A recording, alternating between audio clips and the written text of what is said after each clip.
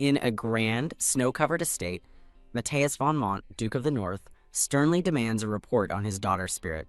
A butler and several maids tremble in fear as the butler struggles to explain that the daughter's spirit is, well, slamming his fists on the table. The Duke roars for them to answer him quickly.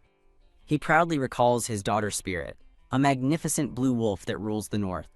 Narration clarifies that her spirit is neither a powerful eagle nor a swift hawk. Instead, to someone's disbelief, her spirit animal is revealed to be a cute little chicken. A young woman with long pink hair sighs, thinking that her father is entering his mad dog mode again. An informational panel explains that animal-shaped spirits are known as familia. Another panel shows a girl embracing a dog, describing familias as one's most reliable best friend. The Duke's icy blue eyes flash with power, mirroring the feral gaze of his glowing wolf spirit. Standing beside his snarling wolf familiar, the Duke enters a state his daughter calls mad dog mode, officially known as berserk. The pink-haired woman sighs with her arms crossed, regretting that she ever opened a particular text file. She recalls how her life completely changed as the servants watch her father's power rage from outside a frosted window. Looking back, she remembers that this all began exactly 6 months ago. The story she was reading was a romance fantasy novel set in the Middle Ages, filled with magic, spirits, and gods. It was a classic fairy tale story, featuring witches and fairies among its cast. A close-up shows the eyes of the brown-haired woman who was reading the novel. She recalls feeling that something was strange about the story, remembering how she took over for the villain. Reading on her phone, she was horrified, thinking the villain couldn't just let the world fall to ruin. After dropping her phone, she reflects on the villainess Lenya, who died by suicide to help the hero, and feels deep pity for her. She laments Lenya's tragic life, treated poorly by her family, and dying without ever being loved. Staring at her phone in bed, the woman is still reeling from the story's tragic events. Suddenly, a bright light engulfs her as she falls backward in shock, questioning what is happening. Reborn as Lenya, she's confronted by a maid who insists she must train and summon a spirit today. Lenya sits on her bed, looking dazed, trying to process the maid's urgent command. Clutching her chest in shock, she fully realizes her new identity, Lenya von Mont. As a brush glides through her pink hair, she recalls how emotionally invested she was in the tragic villain. While a maid styles her hair, Lenya sits with a distant expression, lost in thought. She thinks that if she'd been happy in her past life, she would have despaired at being taken away. A flashback reveals her former self as a lonely girl, huddled in the dark, implying her life was far from happy. She muses on the original Lenya's potential, who became a powerful villainess and even changed the male lead's heart. Recalling the story's progression, she thinks that this is where happiness is supposed to begin. She identifies her father as the main obstacle to Lenya's happiness, as a butler begs him to calm down. The Duke's aura freezes and shatters a glass of water, signaling his escalating rage. Lenya rushes forward, determined to stop him, and debating whether to play her trump card. With newfound resolve, she decides to act not just as his daughter, but as his reincarnated daughter. Her father turns, his expression shifting from rage to confusion as he questions her. Lenya announces she needs to speak with him, prompting her father to dismiss the stunned servants. With a serious expression, she walks past the departing servants, heading toward her father. The Duke leans over his desk, challenging her to give him a good excuse for her behavior. Lenya begins her explanation, stating that she was born weak in exchange for her mother's life. A flashback shows her beautiful, red-haired mother cradling her pregnant belly with a serene smile. She concludes that her poor health caused a delay in summoning her familia. The Duke's spirit growls, acknowledging that she seems to understand her place. In a cute chibi form, Lenya apologizes profusely, thinking she has always felt sorry. A powerful spirit appears, declaring that without a powerful spirit of her own, she can't possess strong spiritual powers. Another woman looks on in disgust, unable to believe Lenya is related by blood to her and the beloved Lilia. Lenya listens to the harsh words, her expression one of utter shock. Her father looks at her, visibly taken aback by her sudden change in demeanor. Lenya notes his surprise, realizing the original Lenya had always been insistent on avoiding political marriages. She internally declares that she is not like the original tragic Lenya. Her father, the Duke, looks at her in surprise, questioning her sudden change of heart regarding marriage. Lenya faces him with determination, stating that she doesn't want to cause him any more pain. Standing by a large window, she thinks to herself that it's time for her to leave this house. The Duke, his back turned to her, quietly affirms her decision. She confidently decides that His Royal Highness Prince Adrien is a fine choice for a husband. Lenya resolves to reform Ed, the story's mastermind, by becoming the person closest to him, admitting she has always been curious about the mysterious character. As she imagines being held by him, she admits her true desire was to change Ed's tragic fate. Her father stares back at her, completely stunned by her proposal. Reading her father's expression, Lenya correctly guesses he thinks she's not only useless, but also has terrible taste in men. The Duke clutches his head in frustration, asking if she truly understands Prince Adrien's political standing. Lenya calmly confirms she does, recalling that he is not of the Empress's bloodline, and that she chose him fully aware of this fact. Narration reveals a shocking secret. While the world believes Ed is human, he is actually a half-demon, born of the Emperor and a demon. Seeing her father's hesitation, Lenya asks if he's only against the marriage because he hates the prince but feels obligated to her. From behind his imposing desk, the Duke booms that her plan is absolutely unacceptable. She passionately argues that marrying the prince will greatly benefit their family and prove their loyalty to the Emperor. Her father simply raises his hand, dismissing her logic by stating that he doesn't care. Sighing with relief, Lenya thanks him, surprised he gave permission so easily despite his clear unhappiness. The following day, a letter with the family seal is sent to the Imperial castle, formalizing the arrangement. Standing beside her father, Lenya steels herself for the task ahead, marrying the prince and reforming him. A grim thought crosses her mind. For a mere side character like her, this world is a cruel and merciless place. She sighs in disappointment, accepting she'll likely never be a powerful spirit knight like her father. The story reveals that her mother, Lilia, from the Elta sacred land, transformed her life force into holy power upon her death.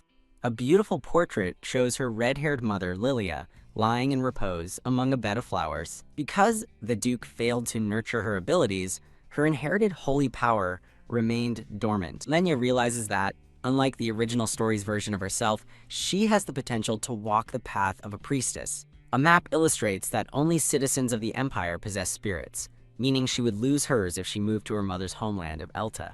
While praying at her desk, a brilliant golden light begins to emanate from her clasped hands. She stares at the divine glow in awe, impressed by its strength, but wondering if this is a normal level of power for a priestess. As she examines the light, she notes that she is the only one who can sense her own holy power. Her brother bursts into the room, shouting her name, and she looks up in surprise to ask what's wrong.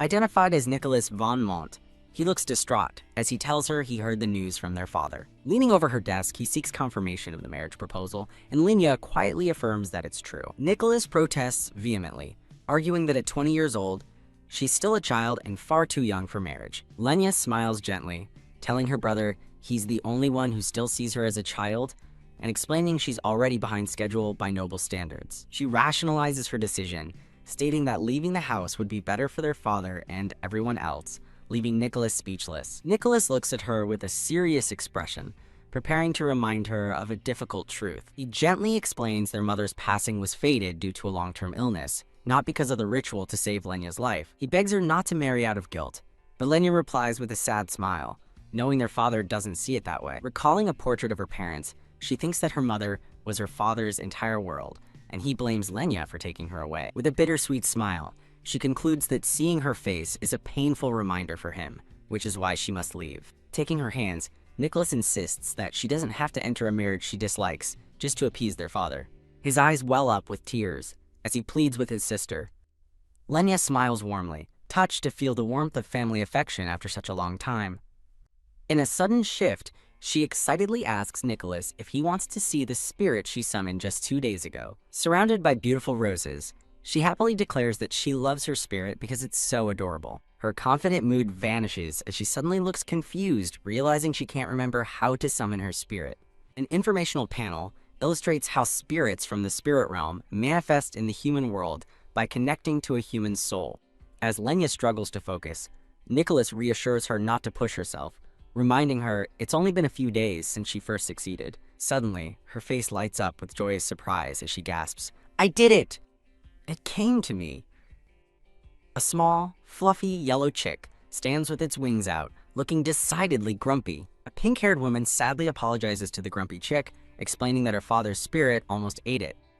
A smiling, silver-haired young man asks if the little spirit belongs to Lenya.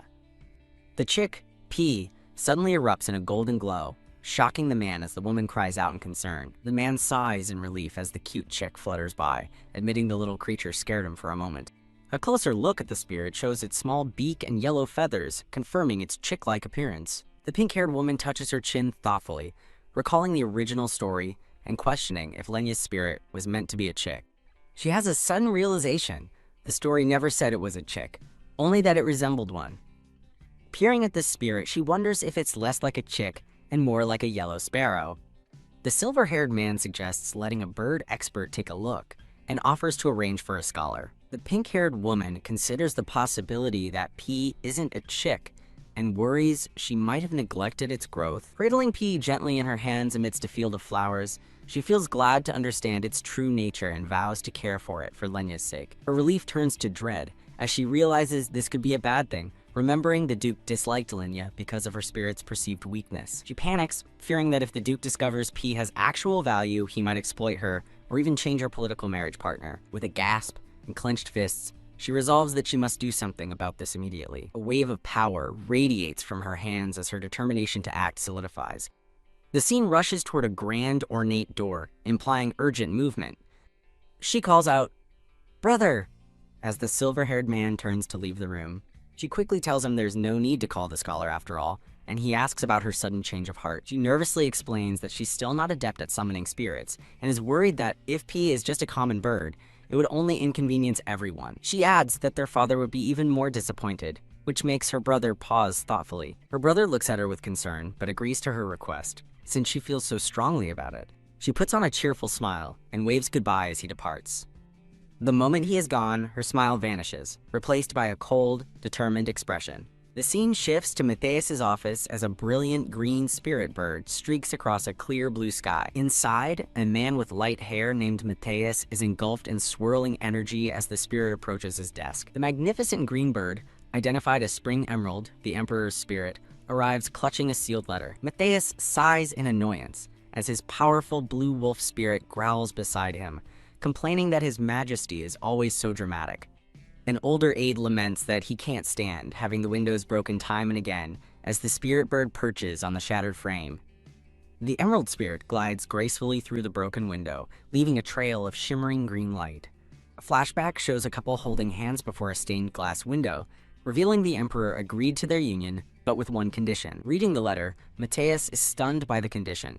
He must purify the soulstone mines. A narration explains that soulstones are minerals imbued with life force, capable of strengthening spirit animals like eagles, leopards, and lions. These valuable mines, however, have recently been contaminated by unknown dark magic, a sinister hand rising from the corrupted land. Matthias looks grim, pondering the difficult situation presented in the letter. His aide approaches cautiously, addressing him as Your Excellency to offer his counsel. The aide argues that no priest in the Empire can purify such a vast, contaminated area, concluding the proposal is a pretext to grant Matthias the mines while canceling the marriage. Matthias grimly states the Emperor issues these impossible orders to torment him, and his aide advises he reject the conditions immediately. Staring into his teacup, Matthias knowingly tells his aide that he is already aware of the implications. He accepts the cup of tea, his expression firm and resolved despite the circumstances. A flashback shows his blue wolf spirit, bloodied and snarling ferociously in a snowy, dark forest. He stands solemnly on a snowy battlefield littered with bodies, haunted by the memory of innocent lives lost because of him. The aide insists that incident was not his sin to atone for, but Matthias asserts that spirits and their users are connected by their very souls. As his spirit rests calmly beside him, Matthias declares that the sins committed by his spirit are his own. He resolves that they must find a priest capable of purifying the mine, and the aide asks if they should inform Lady Lenya. Just then, the office doors burst open, revealing the pink-haired woman Lenya, standing dramatically in the doorway. Lenya furiously demands to know if her father has received a response about her marriage proposal. Before he can answer, she announces she already knows something arrived, having seen the Emperor's spirit crash through the window. Matthias looks at her with a distant expression, wondering how many years it's been since she came to him on her own. He confirms the response arrived, but she cuts him off, proving she already knows the condition is to purify the soulstone mines. Matthias recoils in shock, demanding to know how she could possibly know that. Lenya smiles knowingly, explaining she heard rumors that His Majesty was struggling with the issue. Framed by flowers, Lenya declares with fierce determination that she will resolve this issue herself. She turns to her father, affirming her resolve but stating that she will need his help. Lenya stands before her father's desk, formally presenting her case to the seated Matthias. Matthias looks away skeptically, questioning what the prince could possibly do to help the situation. Matthias reluctantly agrees to invite the prince, prompting a grateful Lenya to promise she will handle both the mines and the marriage. An owl spirit is dispatched with an invitation, flying away from the aide after delivering the letter to Matthias. Lenya waits nervously while her father sits in contemplative silence at his desk. Later that night, Matthias stands alone by a grand window, swirling a glass of wine. He reflects on Lenya's choice, wondering why she, of all people, would choose him. Remembering a red-haired woman named Lilia, Matthias realizes Lenya's gaze is identical, and her troublesome taste in men reminds him of a past he couldn't face. He resolves to stop the marriage to Adrien at all costs, revealing he's already taken action as the scene shifts to 1 week later. A grand castle is shown, nestled against a mountain range at sunset. Dressed in a beautiful gown, Lenya paces anxiously, complaining that her guest is late. She nervously clutches the lace on her dress, her expression filled with worry. Lenya panics, realizing Adrien is uncharacteristically late as he is known for his punctuality and good manners. She imagines her father, the Duke, composing an offensive letter, fearing he's intentionally sabotaging the meeting. Trembling with frustration, Lenya is startled as her maid calls out her name. The maid joyfully announces his arrival, causing Lenya to turn in wide-eyed disbelief. The hem of her gown flutters as she rushes towards the balcony. She watches from above as a man on a black-winged horse descends into the courtyard. Lenya drops her bouquet of pink roses, captivated by the sight of his arrival. Adrien, a silver-haired man in a red cape, stands majestically amidst a field of flowers. Lenya's eyes sparkle with awe, wondering if all her efforts have finally paid off. He waits by his steed as she approaches him on the sunlit terrace.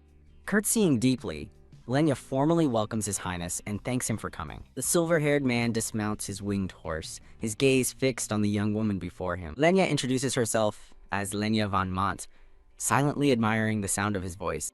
Adrien observes his surroundings, noting dryly that the Duke must be busy to send a lady as his greeting party.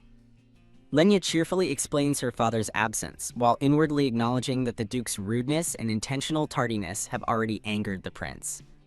As the Duke watches from a window, Lenya prepares for a psychological battle, determined to win Adrien over. Her singular goal flashes in her mind: to secure a marriage with Ed.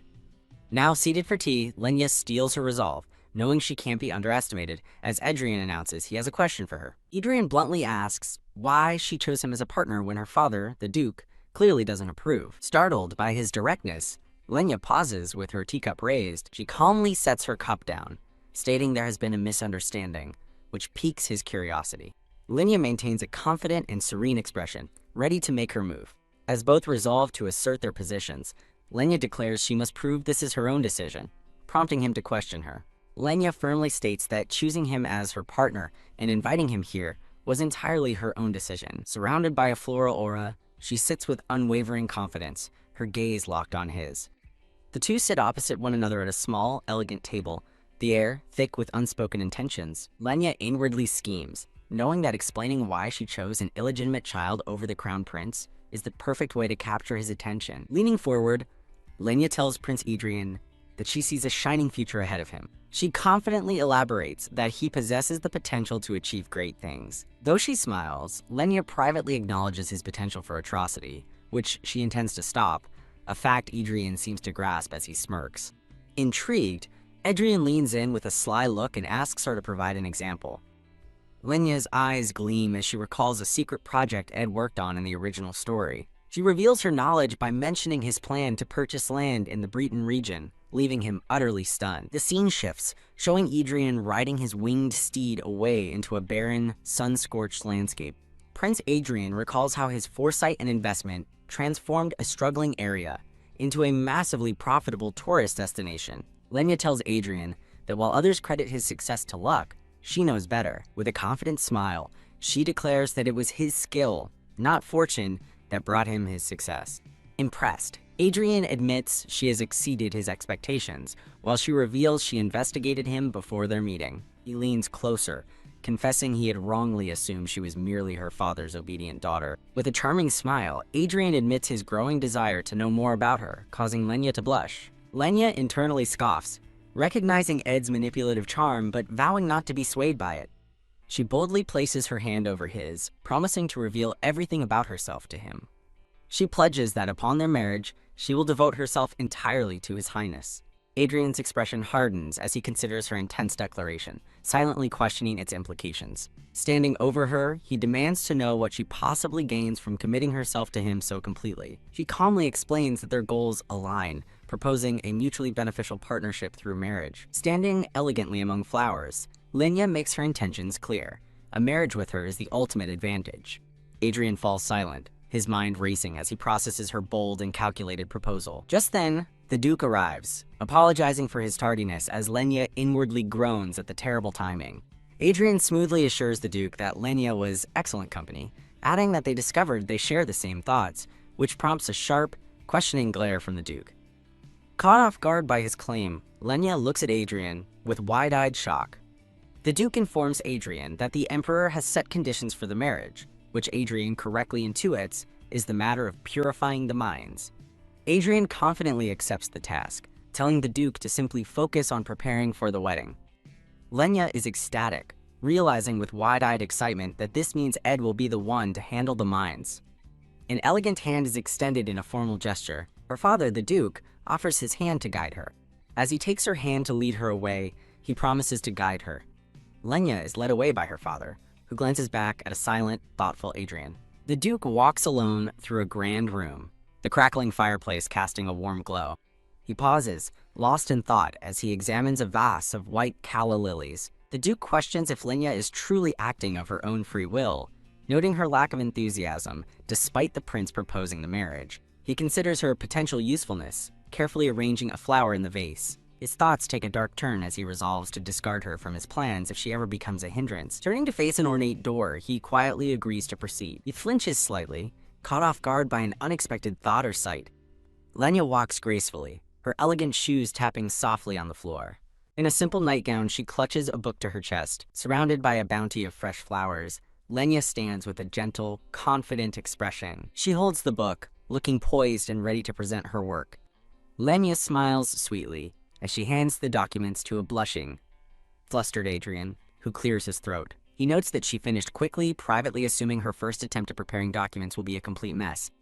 As he reviews the pages, his skepticism gives way to focused concentration. Stunned, he looks up and asks if she truly prepared the flawless documents by herself, to which she simply answers yes. Internally impressed by her flawless work, his attention is suddenly snagged by a very specific and unusual clause in the contract. He reads the unbelievable condition. For 3 years, all physical intimacy, even kissing, is strictly forbidden. Lenya confirms the clause with a pleasant smile, adding that exceptions can be made for public appearances. Adrien's suspicion grows, wondering if this marriage is merely a front for a hidden agenda. Anticipating his thoughts, Lenya calmly acknowledges that the issue of heirs is paramount in an arranged marriage. She explains her desire to know his heart, not just his body, as his thoughts darken and a teacup shatters in a chilling premonition. A painful memory surfaces of a woman collapsing and coughing up blood, begging his forgiveness as he cried out in confusion. The memory of his attendant's sinister smile returns as she reveals the Empress wants him dead. He remembers his younger self, bloodied and crying after his nanny, a woman he loved like a mother, blamed his tainted demonic blood for the attempts on his life. Adrien reflects on the irony that his demonic blood saved him from the poison, reminding himself to stay calm and trust no one. Lenya watches with quiet concern as Adrien stares at the contract, lost in his dark memories. He points to a clause in their marriage contract requiring mutual agreement for divorce. Adrien coolly suggests changing it to allow a unilateral declaration so he can discard her if necessary. Lenya considers his proposal with a thoughtful expression. As she hands the document back, Adrien agrees to revise it, while she privately thinks the change might also benefit her. With the terms amended, Lenya prepares to sign the contract first. Both Adrien and Lenya sign the marriage contract, and she expresses her hope for their future together. With a handshake over a bed of yellow roses, they finalize their marriage formalities. Sometime later, a maid helps Lenya prepare, brushing her long pink hair. Lenya lets out a heavy sigh as her maid continues to brush her hair. Her maid mentions that the servants were all gossiping about how handsome Prince Adrien is. Lenya blushes, admitting he is popular and an amazing person, but finds the situation regrettable. The maid wonders why, lamenting that someone as wonderful as Lenya shouldn't have to settle for a political marriage. Lenya thinks of her maid's name, Hannah, with a gentle expression. She reassures Hannah that Prince Ed is a kind and wonderful person, despite it being a political marriage. In a moment of panic, Lenya realizes she can't just tell her maid they plan to divorce anyway. She quickly adds that they might even nurture love, looking forward to it, which seems to move Hannah. Wiping away a tear, Hannah wishes her a happy married life with the prince. As Hannah presents her with a jewelry box, Lenya internally questions if Adrien is truly as kind as she claimed. Lenya ponders the truth of his character with a thoughtful, uncertain look. She brightly tells her maid that he immediately agreed to her request to ban excessive physical contact for 3 years, leaving Hannah speechless. Hannah asks why she would make such a request, and Lenya explains her goal is to reform his behavior, not rush into having children. Still in disbelief, Hannah asks if he really agreed, and Lenya confirms he did so without hesitation. Hannah wonders how a man could have no ulterior motives, but Lenya internally recalls that in the original story, she wasn't his type. As the maid places an earring on her, she insists he must be faking it, but Lenya's inner thoughts disagree based on the story. The maid grabs Lenya's hands with urgent intensity. Leaning in close, Hannah advises her to never surrender the upper hand, and Lenya agrees, though she only hopes not to be treated as a tool. Startled by a sudden thought, Lenya looks up and calls for her father. She walks alone through a vast, gilded hall. Arriving at a grand set of doors, she announces that her father called for her. Entering her father's office, she asks the aide, Ludwig, where his grace is. Ludwig informs her that her father is currently tending to the flowers in the western greenhouse. Lenya is shocked to hear her cold father is gardening, wondering if this detail was in the original story. Ludwig explains that for the past 20 years, his grace has been trying to cultivate a certain seed. The news of his 20-year project leaves Lenya stunned. Walking toward the greenhouse, she wonders what kind of seed could possibly take 2 decades to grow. She opens the greenhouse doors, peeking inside at the lush flowers. She enters the sunlit greenhouse, seeing a man from behind amongst the plants. A young man with blonde hair turns around in shock, demanding to know why she is there. A promotional image displays a black-haired swordsman standing with a small, red-eyed girl. Returning to the story, Lenya stares in shock at something within the vibrant foliage. The blonde-haired man holds up a glowing, egg-like object, asking why she summoned him and what she wants. Looking at the object, she asks if that's the seed her father has been nurturing for 20 years. The young man is flustered and speechless at her question. Annoyed, he asks if Ludwig told her about the seed before sighing and allowing her to take a look. As she holds the glowing seed, he explains that it is a species imported from the Holy Kingdom of Elta, which refuses to sprout. Lenya examines the seed, thinking that if it hasn't sprouted in 20 years, it must be dead. She lifts the strange glowing seed up towards the light. Suddenly she feels a pulse of movement from within the seed. As Lenya exclaims that it's alive, her father Matthias appears, confirming the plant can survive for 1,000 years until conditions are right. Matthias stands amidst the flowers, holding the precious seed and explaining that it won't sprout without the right trigger. Lenya contemplates the stubborn seed, wondering if it requires a special condition that only the Holy Kingdom can provide. Frustrated, Lenya tells her father to give up on the 20-year-old seed, stating she's not here for idle chatter. The tense conversation moves to a formal setting as Lenya and her father Matthias sit opposite each other at a small table. Leaning forward, Matthias confronts her, asking if she truly went to the prince's room in a negligee the previous night. Lenya is stunned into silence, shocked that this is what her father wanted to discuss. She explains it was merely loungewear, but Matthias angrily scolds her for her recklessness, while she internally justifies it, since Ed is her future husband. Sighing in frustration, Matthias rubs his forehead, admitting he wouldn't be so concerned if it were any other man. A tense silence hangs between them as they sit at the sunlit table. A realization dawns on Lenya as she looks at her father, suddenly wondering if he is genuinely worried about her. She challenges him, asking if he's actually just afraid Prince Ed will use her as a hostage against their family.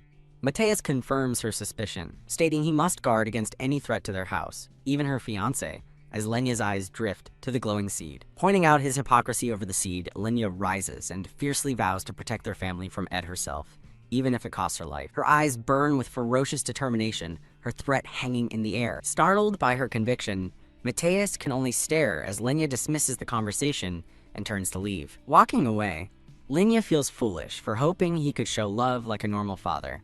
She briefly recalls the moment she felt closer to him while discussing the seed, a fleeting connection now lost. With a heavy heart, she continues on her way, her hopes for fatherly affection dashed. Stomping away in frustration, Lenya mutters that he might as well spend his life watering that useless seed if he can't just say he's worried. Gotcha. She opens the door to her room, her expression shifting to surprise at what she sees inside. She finds Adrien waiting for her among a sea of roses, calmly announcing he's been expecting her. Holding a bouquet, Adrien offers her a charming smile. Shocked by his presence, Lenya asks why His Highness is in her room. Adrien announces he must leave soon to handle a mining issue, much to Lenya's surprise. He explains that since their marriage is decided, he won't stay long, telling her to come to the palace in 2 weeks. Lenya reflects on the two men in her life, a father who values family honor over her, and a fiancé who ignores her completely. She clenches her teeth as a dark memory surfaces. Suddenly, the tragic ending of the original story flashes through her mind. The scene shifts to a towering clock tower at night, signaling the start of a grim vision. In her memory of the novel, a sinister-looking Adrien asks if Lenya has found the woman he's searching for. The original Lenya looks back with a tired and somber expression, her spirit seemingly broken. A memory reveals the hero, Tara von Schwert, and Lenya recalls that they were once friends. The vision continues as Adrien impatiently pressures her, accusing her of being swayed by useless emotions. He claims to trust her, but she knows he trusts no one, turning away with a defeated look before walking off. The original Lenya desperately calls out Ed's name, reaching for him. With tears in her eyes, she refuses to betray Tara's location before suddenly collapsing into his arms after being fatally stabbed. Adrien catches her, panicked and confused, as a small, empty vial of poison clatters to the floor. His eyes widen in horror as he realizes she has poisoned herself. Dying in his arms, the original Lenya pleads with him, insisting he is only playing a villain's role. She warns that killing Tara will make him a true villain, her final words leaving him stunned. With her last breath, she begs him to reconsider his path. The memory concludes with the sad truth. Ed was selfish to the end, and Lenya was used. Back in the present, Lenya faces Adrien with renewed resolve, determined to never repeat the original story's mistakes. She firmly takes his hand in hers. Looking him in the eyes, Lenya declares that she wants to accompany him. A sly smile plays on her lips as she thinks, "This time, I'll be the one to use you." Amidst a bloom of flowers, she repeats her desire to go with him. Adrien is taken aback by her unexpected request, looking at her in disbelief. Lenya coyly suggests that being together is the essence of marriage, inwardly eager to see his reaction to this assertive new behavior. To her shock, Adrien apologizes for being selfish and agrees to wait for her, his sly smirk suggesting he's intrigued by this change. Lenya realizes that asserting herself, unlike her passive counterpart in the novel, is the key to changing her fate. Leaning close, Adrien questions if her father would oppose her leaving with him. Adrien explains that rumors would spread if she stayed at the palace while still unmarried, causing Lenya to realize she'd completely forgotten about her father. Agreeing with him, Lenya internally confirms her father would oppose it to protect the family honor, while Adrien watches her with a sly smile. Adrien brings a finger to his lips, a knowing, mischievous glint in his eyes. With a spark of inspiration, he proposes that they run away together, leaving Lenya utterly shocked. In a romantic, flower-filled fantasy, Adrien gazes charmingly at a blushing Lenya. The scene shifts as a cloaked Adrien quickly departs through a large, moonlit doorway. Under his hood, Adrien reflects on the unexpected turn of events. He playfully asks if she's suggesting they elope, then cheekily rephrases it as a romantic escape. Blushing, Lenya repeats his alluring words, "Romantic escape?" As Adrien worries he's gone too far, Lenya's thoughts solidify with conviction. She agrees to escape with him. Lenya excitedly grabs his hands and begins planning their escape for after 9 p.m., even offering to send her maid ahead, which stuns Adrien. She confidently assures him she will handle all the preparations. Setting a rendezvous, she tells him to meet her at 10 p.m. in the northern forest, leaving him speechless and sweating. Alone again. A cloaked Adrien sighs, admitting his suggestion was just a joke he never expected her to take seriously. Recalling her determined expression, he realizes he couldn't bring himself to crush her spirit by telling her to stay. Adrien rationalizes that as long as they avoid trouble before the wedding, the Duke's disapproval won't matter. Suddenly, a sinister shadow slithers into the room, startling Adrien. A red-haired woman, identified as Ed's confidant and dark sorcerer Isis, materializes with a giant black snake. Adrien accuses Isis of spying on him again, as her snake asks if he intends to bring that woman here, frustrating him with her meddling. Now wearing a mask, Adrien declares that Lenya will be his wife, and he will bring her back. He commands Isis to prepare a grand welcome, but her snake familiar warns him that humans are not to be trusted. The snake then viciously offers to curse Lenya and kill her immediately, shocking Adrien. Isis and her serpentine familiar stare forward with menacing, glowing red eyes. A dark power radiates from Adrien as he reacts to the threat against his fiancée. Filled with rage, he strikes out, furiously telling the insolent sorcerer to know her place.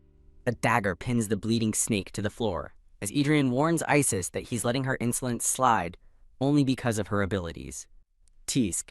Isis clutches her face, a pained and reptilian eye glaring with resentment. Seething in her study, Isis slams her hand on the desk, enraged that Lenya is getting in her way. Back in Lenya's room, Hannah confirms that the escape preparations are complete. Hannah nervously asks if this is truly all right, worried about how furious the Duke will be. Lenya confidently reassures Hannah that she left her father a letter, knowing his public position prevents him from acting recklessly. After Lenya urges her to go, Hannah agrees to leave first and wait for her. Lenya watches from the window as Hannah crosses the snowy grounds below. It's revealed that Hannah has an ostrich as a familiar, allowing her to ride the swift creature to the prince's palace. As Hannah speeds away, Lenya worries that while her maid's departure is inconspicuous, her own will surely raise alarms if she's caught. She turns to a wardrobe, planning to use a secret escape route designed for a castle siege. Pushing aside the clothes, Lenya reveals a hidden door in the back of the wardrobe. Convinced no one knows of the secret passage, she slips discreetly into the darkness. Inside a narrow, cramped tunnel, Lenya resolves to push through the difficult passage to secure her escape with determined effort. She tells herself she is almost at the end. She arrives at a solid wooden door, the exit of the secret tunnel. She pushes the heavy door open, emerging from the darkness. Stepping out of the hidden exit, Lenya finds herself in the cold night air. In a snowy, moonlit clearing, she sees Adrien waiting for her with a magnificent black Pegasus. Adrien smiles warmly, telling her he's been waiting and inviting her to come with him. As she approaches, Lenya stumbles forward with a surprised yelp. Held securely in his arms, a blushing Lenya feels her heart begin to race. The Pegasus soars into the night sky, flying past the full moon as Lenya wonders at the powerful feeling taking over her heart. Under a full moon, a panicked voice screams for their father from within the grand castle.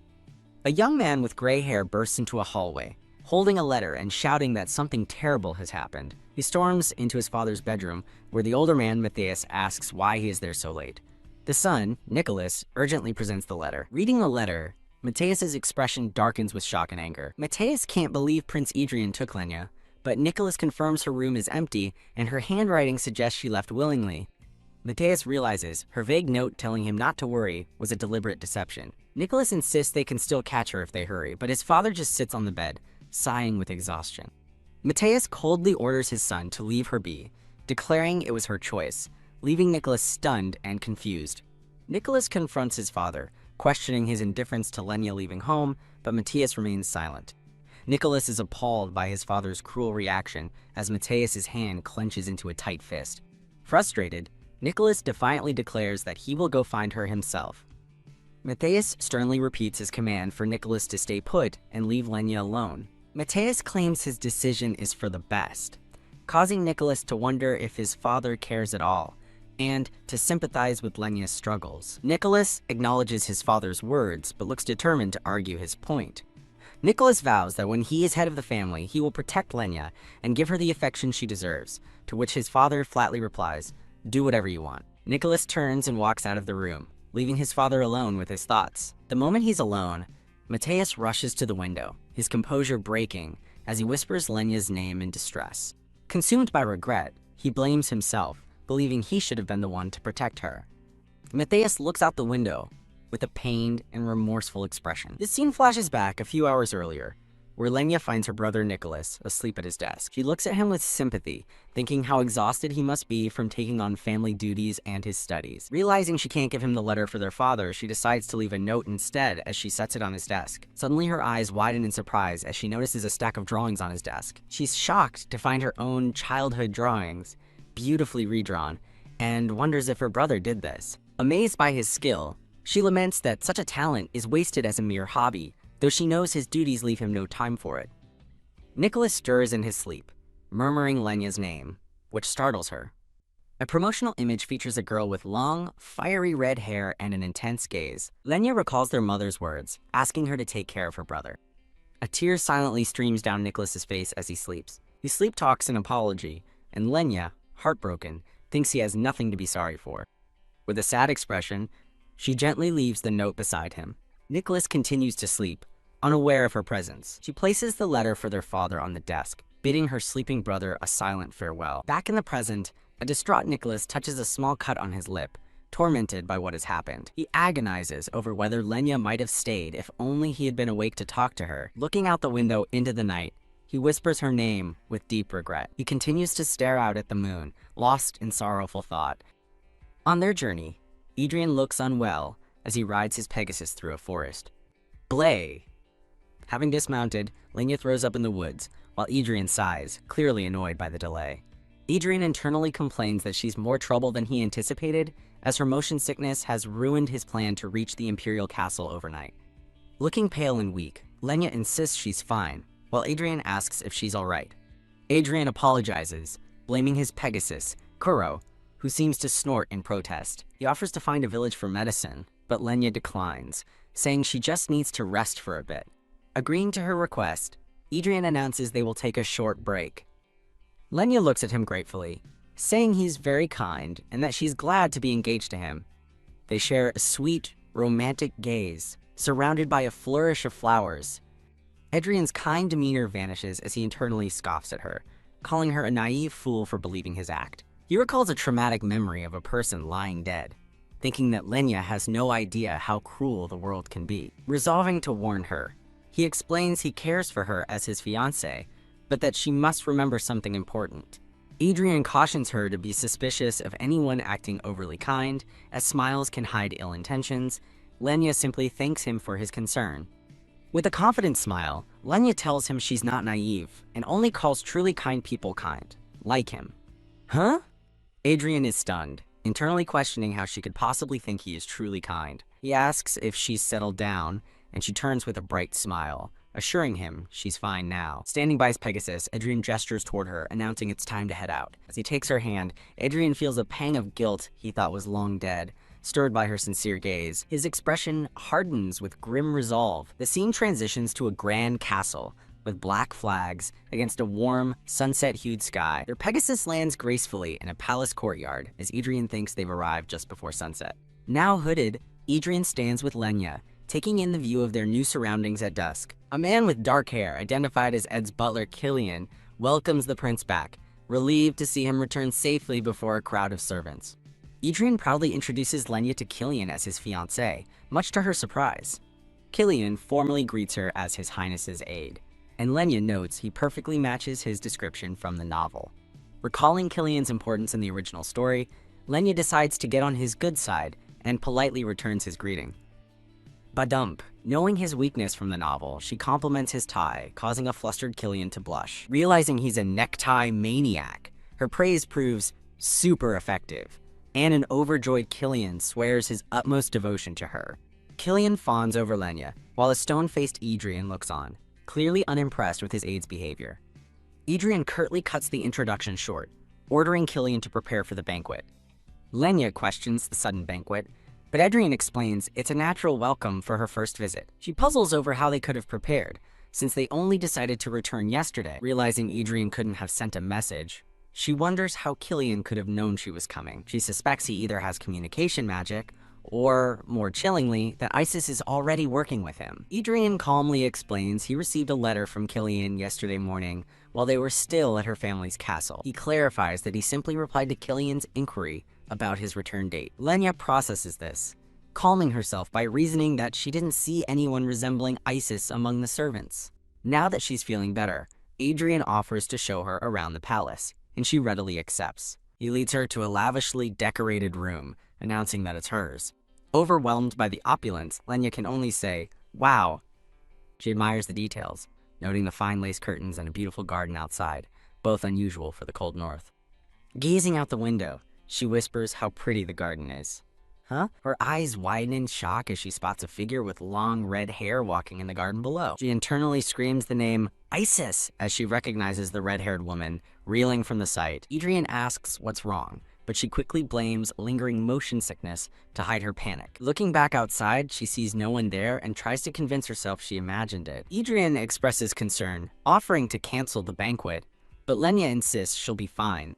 She confidently states her desire to fulfill her duties as crown princess as soon as possible. He gently takes her hand, assuring her she doesn't need to push herself just to be considerate of him. Lenya's eyes widen in stark realization as her mind screams a single word: lies. She sees through his facade, convinced his kindness is an act and that he would discard her once she's no longer useful. Pushing through her turbulent thoughts, she steps away, insisting she'll feel better after a short rest. Adrien looks on, slightly surprised by her abrupt shift in demeanor. Agreeing to let her rest before the banquet, he turns to leave as she quietly accepts. Once alone, Lenya looks down, a subtle, calculating smirk on her face. In a luxurious bath, Adrien holds a drink and thinks about Lenya. He puzzles over the wary expression she made earlier, unable to forget her look of alarm. He muses that while his gentle smile has always charmed noblewomen, Lenya is the first to meet him with such wariness. A flashback shows his typically charming and disarming smile. Sighing, he runs a hand through his hair, feeling as though she sees right through his act. He thought she was just a sheltered girl, but now he feels her eyes can pierce through to his true nature. He takes a drink, concluding that Lenya is indeed a peculiar woman. Later that night, Lenya rests in her grand bed.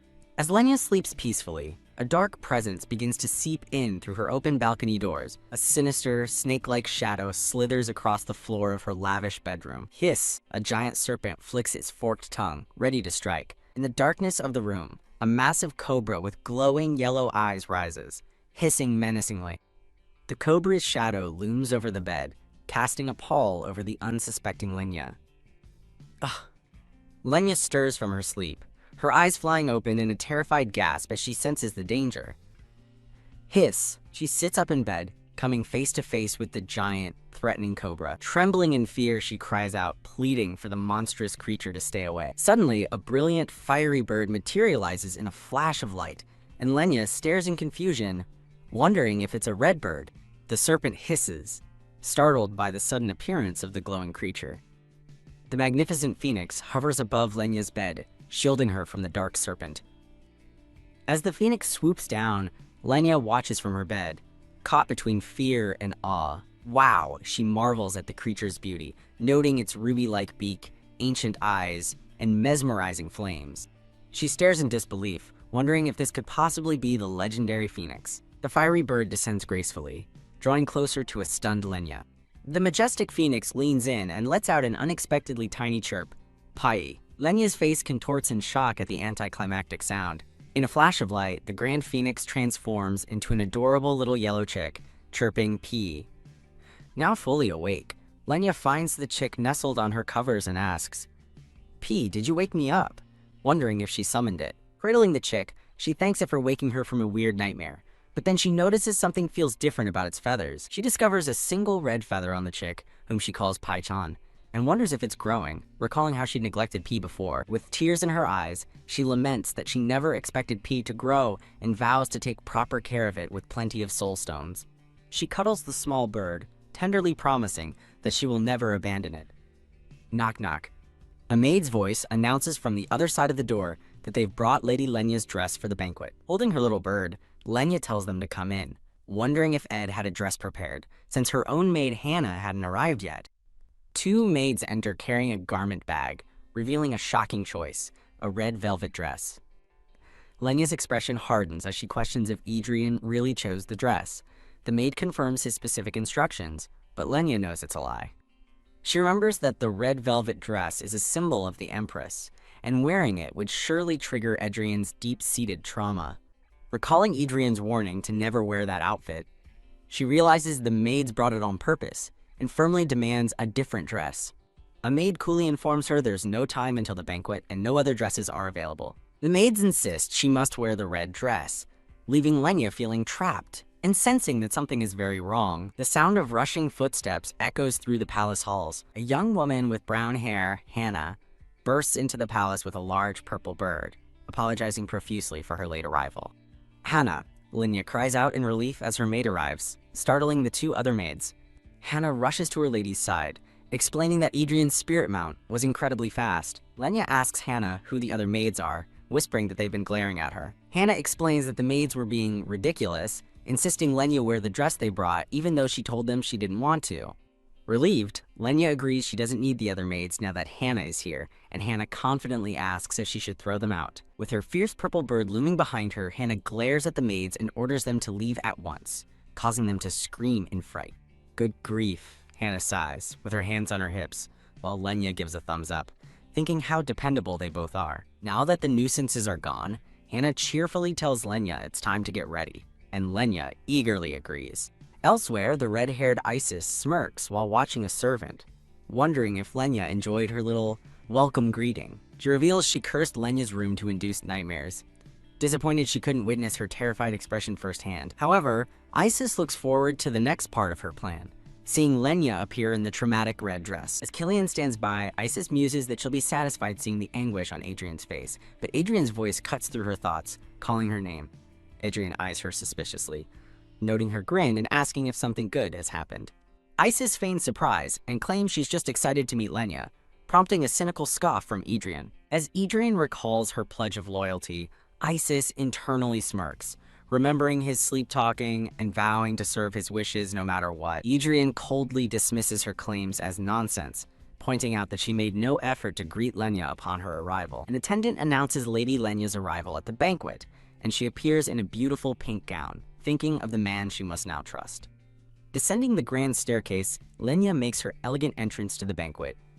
The sight of her pink gown sends a shockwave through the onlookers, and Isis seethes with rage, realizing her plan has failed.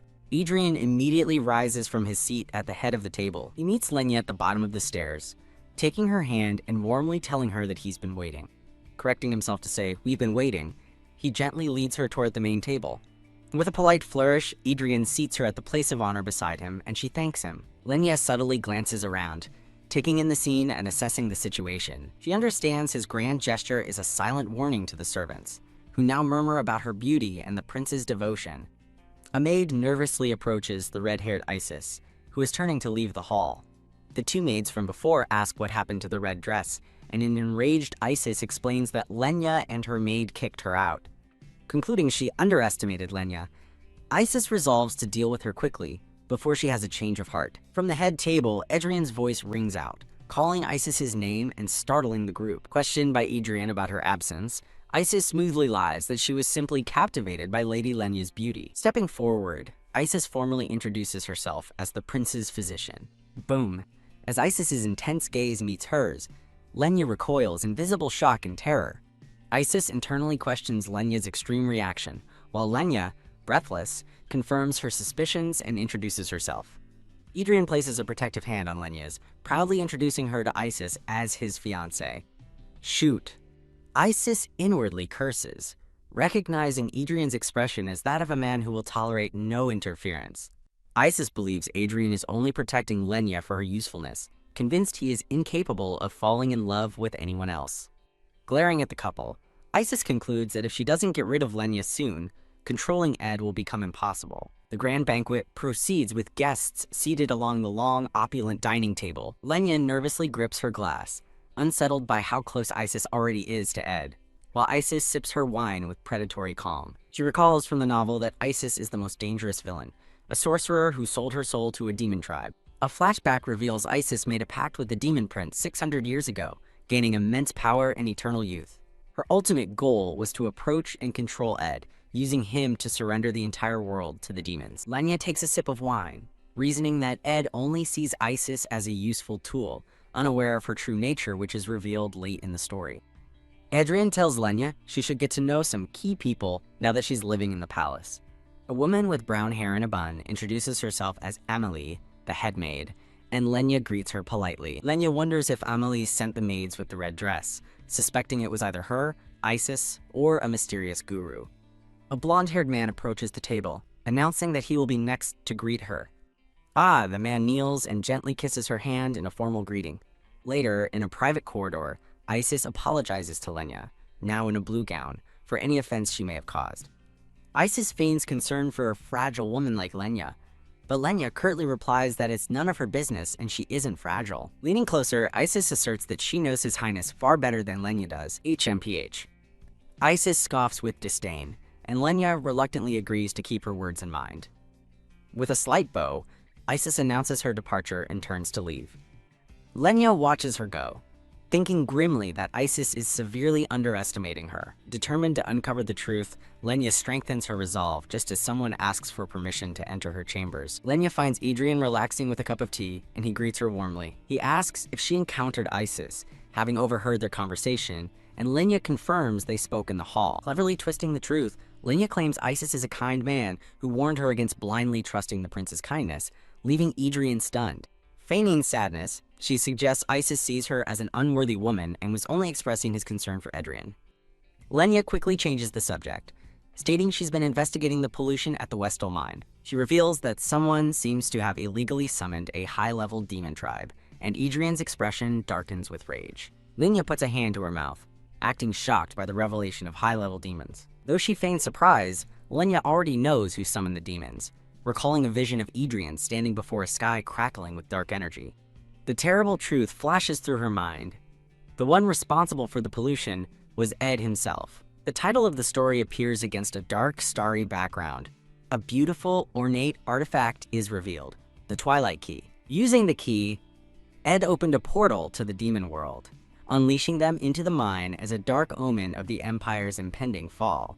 Adrien calmly dismisses the mine purification issue, telling Duke Mont to focus solely on the wedding. Lenya reflects on the situation, thinking that Adrien is only in trouble because he's the one who started it all. Adrien announces his intention to personally defeat the demons, surprising Lenya, who assumed he'd sent his soldiers.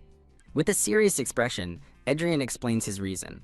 Their marriage is at stake. Silently fuming at his act, Lenya clutches her necklace and vows not to let him get away with his deception. Lenya puts on a smile and thanks him for his kindness, as both continue their charade, each believing they are fooling the other. While Adrien prepares his massive army for the attack, Lenya watches from above, marveling at the scale of the operation. Lenya presses her hand against a window, her expression filled with quiet concern as she looks outside. Killian, the brown-haired attendant, arrives at Lenya's door, presenting her with the long, cloth-wrapped item she requested. She accepts the heavy, wrapped object from Killian, thanking him for delivering it. Unwrapping a magnificent spear, Lenya realizes it's Adrien's favorite weapon, perfect for his aerial combat style on a Pegasus. A flashback shows Adrien's mastery with the spear in battle as Lenya grips the weapon, a new resolve in her eyes. Lenya boldly declares that the spear will never break, and Killian recoils in shock, realizing she just performed a blessing. Killian expresses his amazement, stating he never knew Lady Lenya possessed holy power, an ability reserved for elite priests. With a sheepish, chibi smile, Lenya admits it's her first time trying, which sends a horrified Killian into a silent panic. Recalling what she read in a book, Lenya holds the spear aloft and begins to channel her power into it. Surrounded by a brilliant aura of holy energy, Lenya concentrates fiercely, willing the enchantment to succeed. The spear erupts in a blinding golden light, and as Lenya smiles triumphantly, a stunned Killian gasps in awe. "It worked," Lenya exclaims, certain the spear is now more powerful, while Killian can only whisper, "Amazing." Killian privately admits he didn't believe she could do it, while Lenya glares, knowing he had doubted her all along. Overjoyed, Killian dashes off to inform the prince, ignoring Lenya's attempts to stop him and tell him Adrien is busy. Killian's extreme reaction makes Lenya realize that her ability might be a much bigger deal than she initially thought. A faint memory of a red-haired woman holding her as a baby surfaces, reaffirming the incredible power of a blessing. Feeling empowered, Lenya decides to make a healing potion next, determined to prove she's more capable than Isis. Following the same method, Lenya sits at her table and begins to infuse holy power into a bottle of water. She closes her eyes in deep concentration, her hands enveloping the potion bottle as it begins to radiate with sacred light. Suddenly, an armored Adrien bursts into the room calling her name, with Killian trailing excitedly behind him. Lenya explains that her holy power worked, privately noting that his regal white cape makes him look less like a villain. Adrien's face lights up with genuine joy as he praises her success, a reaction that catches Lenya by surprise. Beaming, Lenya then presents him with a tray, announcing that she also created a healing potion. Both Adrien and Killian stare in stunned silence at the single potion bottle she's offering. The view pans to a table covered in numerous identical potions, as a thought bubble questions if she made all of them. Misreading their shock, Lenya nervously asks if one bottle isn't enough to fight a demon. Adrien asks her if she's aware of how many potions a single priest can typically create in one day. He picks up a potion, telling her she clearly doesn't understand her own tremendous, unheard-of capability. A magical glow surrounds them as Adrien holds the potion, the weight of his words settling between them. The full implication of her power finally hits Lenya, and she lets out a gasp of utter shock. Adrien asks if she has ever received formal training, and Lenya quietly admits that she is entirely self-taught. Turning to his aide, Adrien orders Killian to find an experienced priest to properly educate and guide Lenya. Lenya asks if he means a tutor, and Killian enthusiastically confirms that her potential is too great to ignore. Adrien leans in close, vowing to polish her like a jewel, declaring her a hidden gem he refuses to leave in the dust. Blushing from his intense words, Lenya's practical mind immediately begins to worry about how much a priest will cost. While she knows Adrien can afford it, she's wary of becoming too indebted to him. Thinking ahead, she realizes any large debts could complicate things after their eventual divorce. Adrien astutely senses her hesitation, leaning in to ask if she's worried about the money. Flustered, Lenya quickly denies it, prompting Adrien to act offended and ask if she thinks so little of his wealth. He proudly states that his personal investments give him more than enough funds, separate from his royal allowance. With a dazzling smile, Adrien encourages her not to be shy, but Lenya groans, overwhelmed by his generosity. He declares that investing in her is an investment in himself, as she is his fiancée, making her blush deeply. Despite herself, Lenya's heart flutters as she agrees, thinking it's unfair of him to say such kind things with such a handsome face. A few days later, Adrien soars through the clouds on a magnificent, dark-winged Pegasus. Below, his army of knights marches in formation, their red banners flying high as they advance through the forest. Lost in thought, Adrien rides on with a pensive and serious expression. He reflects on his recent actions, having removed the threatening Isis and increased the number of guards to protect Lenya. A look of concern crosses his face as he admits to himself that he doesn't feel safe leaving Lenya alone in the palace. A knight rides up beside him, calling out, "Your Highness," and breaking him from his reverie. The blonde-haired knight smiles, suggesting they stop for a meal. Adrien agrees, telling his men they will take a break once they are over the next hill. As his men rest, Adrien sits alone and examines a small wooden box, wondering about its contents. He carefully opens the lid. A flashback shows Lenya approaching him in the palace hall just before his departure. She gives him the box, telling him to open it if he gets hungry, and assuring him that, while simple, she thinks he will like the food inside. Back in the present, Adrien looks down at the box with a soft, slightly wistful expression. Inside, he finds 3 donuts covered in what appears to be shredded coconut. He assumes the pastry is a failure, believing an inexperienced girl like her couldn't possibly bake well. Deciding it would be wasteful to throw it away, he hesitantly takes a bite. His eyes fly open in an instant of pure shock. An explosion of flavor hits him as he realizes the donut is perfectly sweet and oily, with a delightful coconut taste. The blonde knight asks what's wrong, curiously calling the donut a round loaf, as other soldiers look on. Another soldier hopefully asks if Lady Lenya sent the treats for everyone. Adrien quickly shuts him down, possessively declaring that she made them just for him. Dismissing his men to eat their own food, Adrien blushes happily as he savors another bite of the donuts. A cute flashback shows a maid informing a determined Lenya that Prince Ed loves coconuts. Lenya smiles, confident that food is the surest way to a man's heart, imagining herself taming a grumpy cat version of Ed with a donut. A knock sounds at her door, and she invites Killian to enter. As the dark-haired attendant enters, Lenya tells him she needs to ask him some questions. She thinks to herself that with Ed gone, it's the perfect time to sort some things out. Lenya declares her trust in Killian, calling him the most reliable person she knows in the family.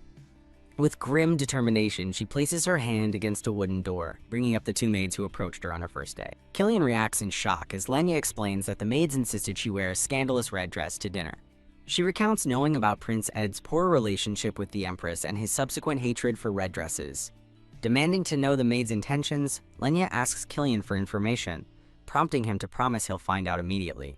Lenya stops him, stating her suspicion that the maids didn't act alone, which surprises Killian. Looking troubled, Killian concedes she's right, agreeing that a maid couldn't have orchestrated such a plot. He bows and promises to begin an investigation, and Lenya replies that she's counting on him. As he leaves, Lenya confidently thinks that with Killian on the case, the truth will be revealed quickly. Clutching the red dress, she glares ahead, wondering which of her enemies, Amelie or Isis, is the true culprit behind the plot.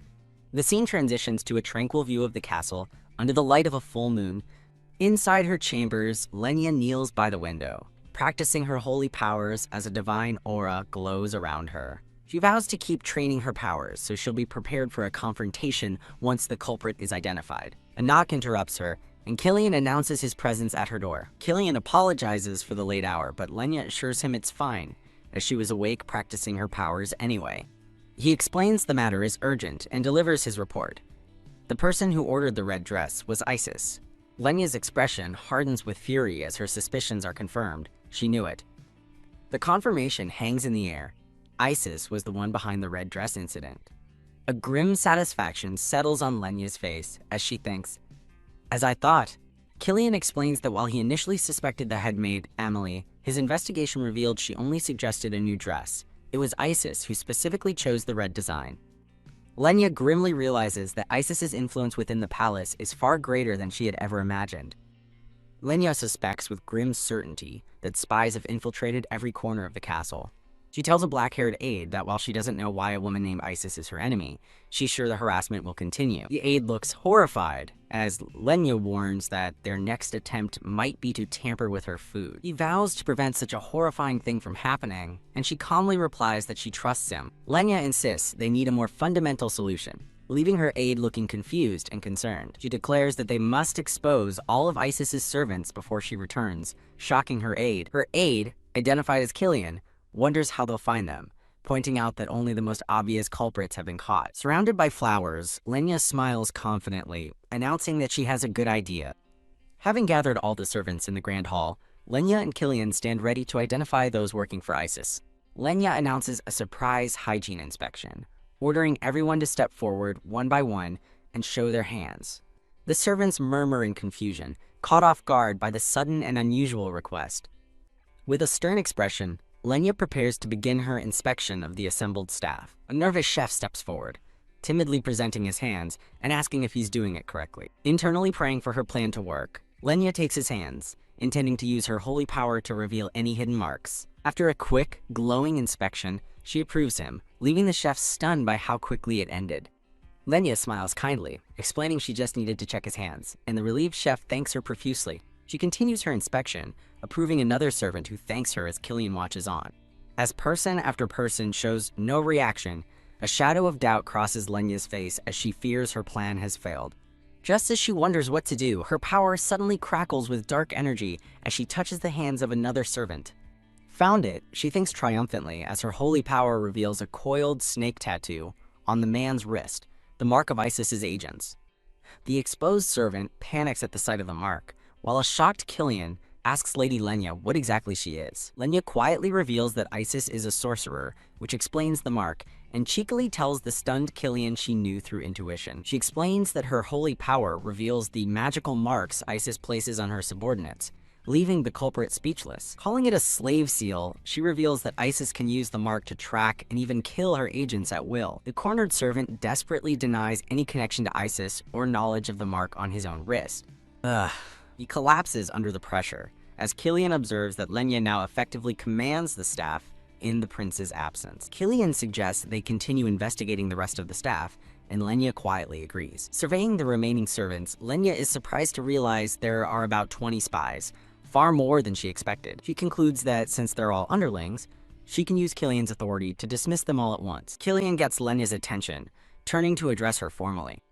To her surprise, Killian and several other royal attendants bow deeply to thank her for her actions. He admits he was worried about the prince's sudden engagement, but now sees his fears were completely unfounded. While Killian admires her as a true lady, Lenya reflects on her real mission, marrying Adrien not for love, but to save the world. She humbly brushes off his praise as simply doing what was natural, causing him to admire her modesty. The two share a moment of mutual respect and understanding amidst a backdrop of blooming flowers. Killian shrewdly asks if her attachment to the prince is why she remains at the palace, causing a flustered Lenya to blush. She internally admits he's right. Though it's not love, she cares for Adrien's happiness, a tragic memory flashing in her mind. Acknowledging his praise for cleansing the palace, Lenya decides she can start to trust Killian more openly. The scene shifts dramatically, focusing on a stormy red sky crackling with lightning, framed in gold. Screech. The story cuts to Prince Adrien, who has just stabbed a massive, winged, red demon.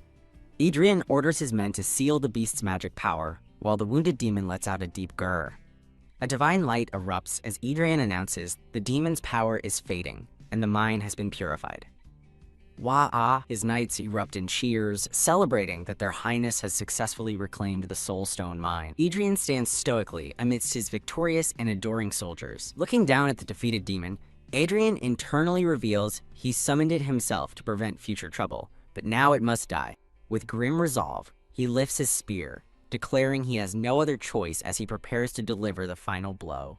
A powerful sound effect depicts the final, devastating strike. Standing over the vanquished foe, Adrien listens as his knights celebrate the demon's defeat. A red-haired knight laments the waste of a demon, while Adrien silently reflects that it couldn't be helped. The blonde-haired knight approaches Adrien, reporting that the local villagers wish to host a feast to express their gratitude.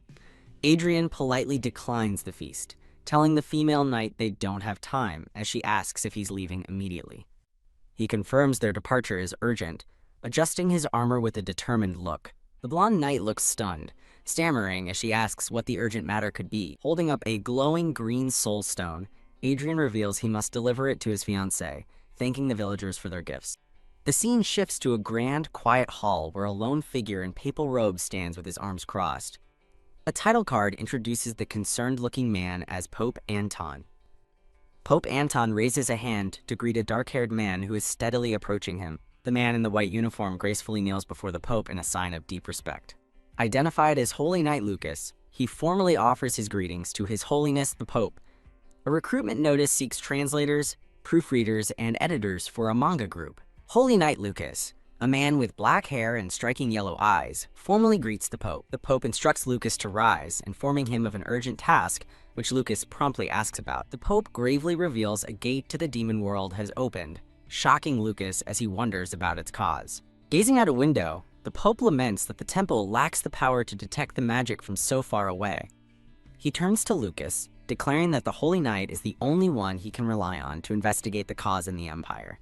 Lucas accepts the mission, and a narration confirms the Holy Knight's departure to investigate the demon world's gate. Cough. In a dark room, Adrien uses purple energy to choke a woman with long, braided red hair. The red-haired woman screams in agony as a voice commands her to return to the magic tower. Adrien angrily reminds her that their relationship is merely cooperative, and she has no right to order him around. He stands over the defeated woman, who has collapsed to her knees on the floor. Struggling, she snarls that no matter how hard he tries, his origins can never be overturned. Looking down with cold disdain, Adrien tells her to never forget that fact. She retorts that he should remember it as well, looking up from the floor with defiance. A sinister smile crosses her face as she warns him that showing mercy to fools is what doomed that person. A final warning echoes. Do not let trivial emotions cause him to lose sight of the greater cause. In a sunlit room, a pink-haired woman awakens at her desk, having fallen asleep while studying a mountain of books. Looking up with wide, curious eyes, she lets out a confused, "Huh." Her eyes land on a glowing green gem on her desk, and she wonders how a soul stone got there. Startled by a voice, she turns as someone asks if she's finally awake. She's shocked to see Adrien, quickly getting up and asking him when he returned. He explains he arrived at dawn and asks if she likes his gift, prompting her to realize he means the soul stone. Adrien confirms it is the soul stone, much to her wide-eyed delight, as she exclaims, "I knew it!" As he asks if it's her first time seeing one, she internally marvels at his refreshing smile, questioning his intense efforts to win her over. She thanks him and offers a return gift, an invitation to witness her familia grow, which he happily accepts. A wave of anxiety hits her as she worries he'll be disappointed by her small familiar P, just as the Duke was. P! With a brilliant flash of light and a cheerful sound, a tiny, adorable yellow chick appears. She introduces her familia, explaining its temporary name is P, while Adrien listens thoughtfully. Holding the tiny creature, Lenya looks on lovingly as it lets out a questioning, "Peep?" Adrien smiles warmly, reassuring her that P's existence alone is irreplaceable to him. Her expression darkens as she questions if her abilities are irrelevant to him, wondering if the marriage itself is his only goal. Adrien suggests they go ahead and help P grow, presenting the soul stone to the small chick. Lenya prepares for the ritual, bringing P and the Soul Stone together, thinking a simple touch should be enough. Wow! A sudden burst of energy sends Lenya stumbling backward, but Adrien catches her as a large feather floats down. Holding her steady, Adrien looks on in concern as Lenya stammers P's name, both of them watching the floating feather. Before them stands a magnificent, giant pink and red bird with a fiery crest, shocking them both. Lenya stares in disbelief, a faint sense of familiarity washing over her as she looks at the spirit. She suddenly remembers a dream where a majestic bird, looking exactly like P, had appeared. Adrien remarks on the spirit's otherworldly beauty, inspiring Lenya to ask if she could showcase P at the royal ball. He looks at her intently, encouraging her to proudly show the magnificent creature off. He leans in close, specifying she should reveal it at their wedding, causing Lenya to realize the emperor can no longer object to their marriage. Lenya anxiously considers her new in-laws, a cunning emperor and an empress who tried to assassinate Ed. A silver-haired man approaches, asking a worried Lenya if she's all right. Leaning closer, he wonders if she's regretting their contract, his expression intense. Internally, Lenya chides herself for letting her guard down, reminding herself she's merely a chess piece to him. She reassures the silver-haired man not to worry, just as an owl taps at the window. A thought bubble identifies the owl as Ludwig's familiar, carrying a sealed letter. The silver-haired man notes the letter must be from her father as the owl flies inside. Lenya's face contorts in shock and horror as she reads the letter's contents. Panicked, she tells the silver-haired man she must go to the north, and he asks what happened. Tears streaming down her face, she cries out that her brother Nick has collapsed. Outside the palace, Lenya apologizes for leaving during wedding preparations, but Adrien tells her not to worry about a family emergency. Adrien explains he's too busy to go himself and introduces her escorts, Senior Knight Corolla and Advanced Knight Alexis. Now wearing a traveling cloak, Lenya accepts their help and thanks the assembled staff. Advanced Knight Alexis formally offers his hand to assist her. A strange, uneasy feeling washes over Lenya as she takes his hand, wondering why she feels this way around Alexis. She notes his hand is cold and clammy, making her worry that he might be unwell. Sudden vision shows a bloodied and crying Lenya looking up at a silver-haired man, weakly calling out the name Ed. In the vision, she clings to the man, begging him to reconsider as he gazes down at her with a pained expression. He holds her limp body, calling out her name, Lenya, as a small bird-like object falls from her dress. His face fills with anguish as he desperately shouts for her not to go and not to die. A brilliant light emanates from her as she touches his chest, telling him that if he truly loves her, she begs him not to leave her as he holds her tightly, pleading with her to stay. Tears stream down his face as he clutches her lifeless body, whispering, "Please, don't go." Ha! With a gasp, Adrien jolts awake in bed, tears still on his face. He realizes with horror that he dreamt of Lenya dying, but the grief and pain felt terrifyingly real. Gripping his head, he's left to wonder why he had such a vivid and painful dream. On their journey, a nauseous Lenya apologizes for her motion sickness. Alexis reassures her they needed to stop for supplies anyway, suggesting she visit the apothecary while he and Corolla shop.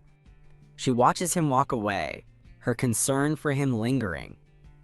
Lenya recalls he seemed unwell before they even left, and wonders if he's injured. Ugh. Alexis stumbles into a quiet alley, clutching his head in agony. He worries about his worsening headache, but a sinister voice suddenly commands him to stop hesitating and kill her. He recoils in shock, wondering about the hallucination as the voice orders him to kill Lenya von Mont now. The blonde knight stands frozen in horror and confusion. A sharp pain shoots through his head as the murderous command echoes again. Thud. He collapses to his knees among dark roses, his eyes glowing with a menacing red light. In a marketplace, Lenya shows Senior Knight Corolla a uniquely shaped dagger. Corolla suggests it would be good for self-defense, and Lenya considers buying it. Lenya pauses, her attention captured by something in the market stalls. She picks up an ornate dagger with strange markings on the blade. Studying it with intrigue, showing it to Corolla, she asks about the inscription, which Corolla identifies as an ancient script. Corolla translates the ancient text. "One swift strike will pierce the darkness of night." Lenya decides to purchase the dagger anyway, and Corolla reminds her they must return to their captain soon. A mysterious hooded man interrupts them, stating he senses an ominous presence around Lenya, which startles her. Badump. Her heart thumps nervously as she looks at the stranger. Lenya tries to politely excuse them, saying they're in a hurry because they have an ill person with them. The hooded man offers his assistance, revealing he possesses healing abilities. Stay back. Corolla draws her sword to protect Lenya, who cries out her name in surprise. Lenya urges Corolla to calm down, saying the man seems harmless and they should just go. The hooded man, Holy Knight Lucas, watches them with an unreadable expression. As Lenya thanks the man and departs with Corolla, she shares a final, meaningful glance with him. Holy Knight Lucas watches them walk away, remaining silent and thoughtful in the busy street. As night falls, Corolla announces they must camp out, which Lenya accepts, blaming her motion sickness for the delay. Corolla thanks the hooded man as he inwardly muses that he can't stop thinking about what someone said and found no mark of ISIS on them. Thud. While the hooded man wonders if he's overthinking, Lenya suddenly collapses among a bed of dark roses. Eh? Lenya looks up in shock to see Corolla has fallen, frantically calling her name as a voice addresses her as Lady Lenya. She sees Corolla collapse by the fire, looking completely unconscious. A menacing Alexis stands over her, warning that she's mistaken to think everything will go her way. Confused, Lenya asks what he is doing, and he retorts, asking if she dares to make a fool of him as well. Keke? His eyes glow red as he smiles cruelly, asking if she has forgotten the words she once spoke to him. He taunts her for boasting she understood his highness better than anyone, causing Lenya to recoil in horror, wondering if it's ISIS. Lenya tries to wake Corolla, insisting it's impossible since there was no mark on his wrist, but Alexis reveals Corolla is asleep from leaves he put in the stew. As Alexis's dark-gloved hand reaches for her, Lenya stands her ground, a pink energy emanating from her in defiance. Gah! Recognizing the dagger from the market, she lunges forward and brutally stabs a shocked Alexis, sending blood flying. With a determined, desperate smile, Lenya thinks to herself, all right, but the dagger shatters in her hand, leaving her staring at the broken hilt in disbelief as she cries out, whoa, why? Hand suddenly clamps down around her throat. Alexis chokes Lenya, coldly informing her that her journey ends now. He sneers that he can't let a mere girl ruin a 500-year plan as Lenya chokes, thinking she doesn't want to die pointlessly like the original Lenya. Fading into darkness, she despairs over following the villain's fate and failing to save Ed once again. A hazy consciousness returns as she wonders if she is dreaming. She finds herself standing in a grand throne room, a place that feels strangely familiar. She realizes with dread that this is the place where the original Lenya died, envisioning a man holding her bloodied, lifeless body. Noticing a distinct scar on the man's neck, she deduces that this scene must take place after her own death. She wonders what the silver-haired man is looking at and identifies it as a memory crystal, a tool that captures one's happiest moment before death. Shocked that he's watching memories of Lenya, she questions why, since she was nothing more than a pawn to Ed. As Adrien, now identified as Lord Adrien, stands silently, a pink-haired woman informs him that the Emperor has declared war and he must decide. The woman asks Adrien if he will end things as she wished with her final words. Adrien clenches the crystal, declaring it isn't the end, as the woman orders him to open the demon gates and continue attacking the Empire. A troubled young man with blue-gray hair quietly considers the consequences of such an action. Amidst a background of roses, a voice resolves that by doing so, they can correct all their mistakes. Ah. Lenya's eyes snap open in terror as she gasps for air. Shaken, she wonders what just happened, feeling the dream was far too vivid. Alexis approaches, commenting that she woke up sooner than he'd expected. He smirks, suspecting her holy power is the reason, and that there must be a secret behind it. He grabs her face, deciding to take her alive for an investigation. As she stares back in terror, he mockingly asks if she's finally afraid, reminding her she has no allies here. A brilliant flash interrupts him as a sword swings down from above. Thwack! The blow connects with a powerful impact. Holy Knight Lucas stands over the defeated Alexis, asking Lenya if she's alright, while she dazedly asks why he's there. He explains that he couldn't ignore the ominous presence he had sensed from her earlier. With a swift motion, he cuts the ropes binding Lenya's hands. Wait. Lenya's eyes widen in sudden realization. She stares at the black-haired knight as he sheathes his sword, her mind racing. A sudden thought strikes her as she wonders if he could possibly be this world's protagonist, Lucas, as she recalls a heroic image of him with another woman. Flustered, she can't believe she's met the story's main character in such a dire situation. Lucas confirms her suspicions, stating that the ominous presence he felt was coming from the cursed knight. He elaborates that a powerful curse was placed on Alexis by a skilled magician, controlling his actions. Lucas concludes that Alexis surely would have died if left in that cursed state, shocking Lenya into repeating his words in horror. Lenya realizes with dread that a skilled knight like Alexis never appeared in the original story because he was supposed to have been killed by Isis's curse, and she chides herself for ignoring her initial uneasy feeling. As Lenya watches, Holy Knight Lucas kneels and places a glowing hand over the unconscious Alexis, beginning a purification ritual. Looking on with concern, Lenya asks if he intends to use his holy power to heal the cursed knight. Lucas calmly explains that he will first purify the dark magic inside Alexis's body before any healing can begin. Lenya is amazed by the immense display of holy power as Lucas successfully purifies the now bound and unconscious Corolla. Phew! With a sigh of relief, Lucas finishes the purification, a bead of sweat on his brow. He suddenly staggers, and Lenya rushes to his side, asking worriedly if he is okay. Huff, huff. Kneeling in exhaustion, Lucas explains he overused his holy power, not just on the knights, but also on his horse to catch up to them, which shocks Lenya. Lenya now understands how he managed to arrive so quickly without a familiar. Eh? Without warning, Lucas collapses from the strain of using his power. Lenya stands alone amidst her 3 unconscious companions, panicking about what to do next. As Corolla begins to stir, Lenya calls out her name in relief. Jolt. A disoriented Corolla sits up, asking what happened, and Lenya begins to explain. Corolla looks past Lenya to the fallen Alexis, worriedly asking about their captain. Seeing the black-haired man, Corolla's thoughts race back to the suspicious person from the market. Corolla demands to know why he's there, and why everyone collapsed, but Lenya cryptically replies that it's a long story. Ahaha. Lenya cheerfully deflects the questions, suggesting they all head for the Duke's castle. The scene transitions to a grand castle, where a man with light brown hair walks through a flowered courtyard. The man pauses, feeling that someone is coming, and looks up at the castle. A white-haired man orders the castle gates opened, as his attendant asks if he is departing. He clarifies that a guest is arriving. Though looking nervous, the butler acknowledges the order. Creak! As the massive castle gates swing open, a bird-like creature is seen flying towards the castle. The butler walks toward the entrance, sensing that something is approaching. The butler gasps in utter shock at what he sees. He cries out, "Lady Lenya!" as she arrives on a giant griffin, waving cheerfully and greeting the creature, Ludwig. A thought bubble notes that since it's been less than a month, her room should still be the same. The scene shows her former office, quiet and untouched.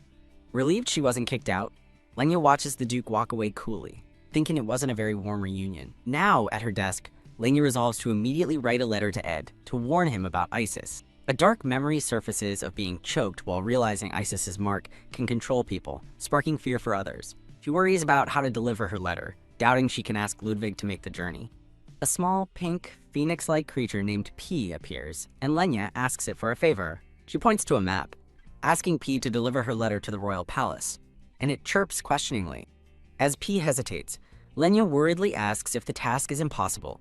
Pi! Suddenly resolved, P puffs out its chest, ready for the mission.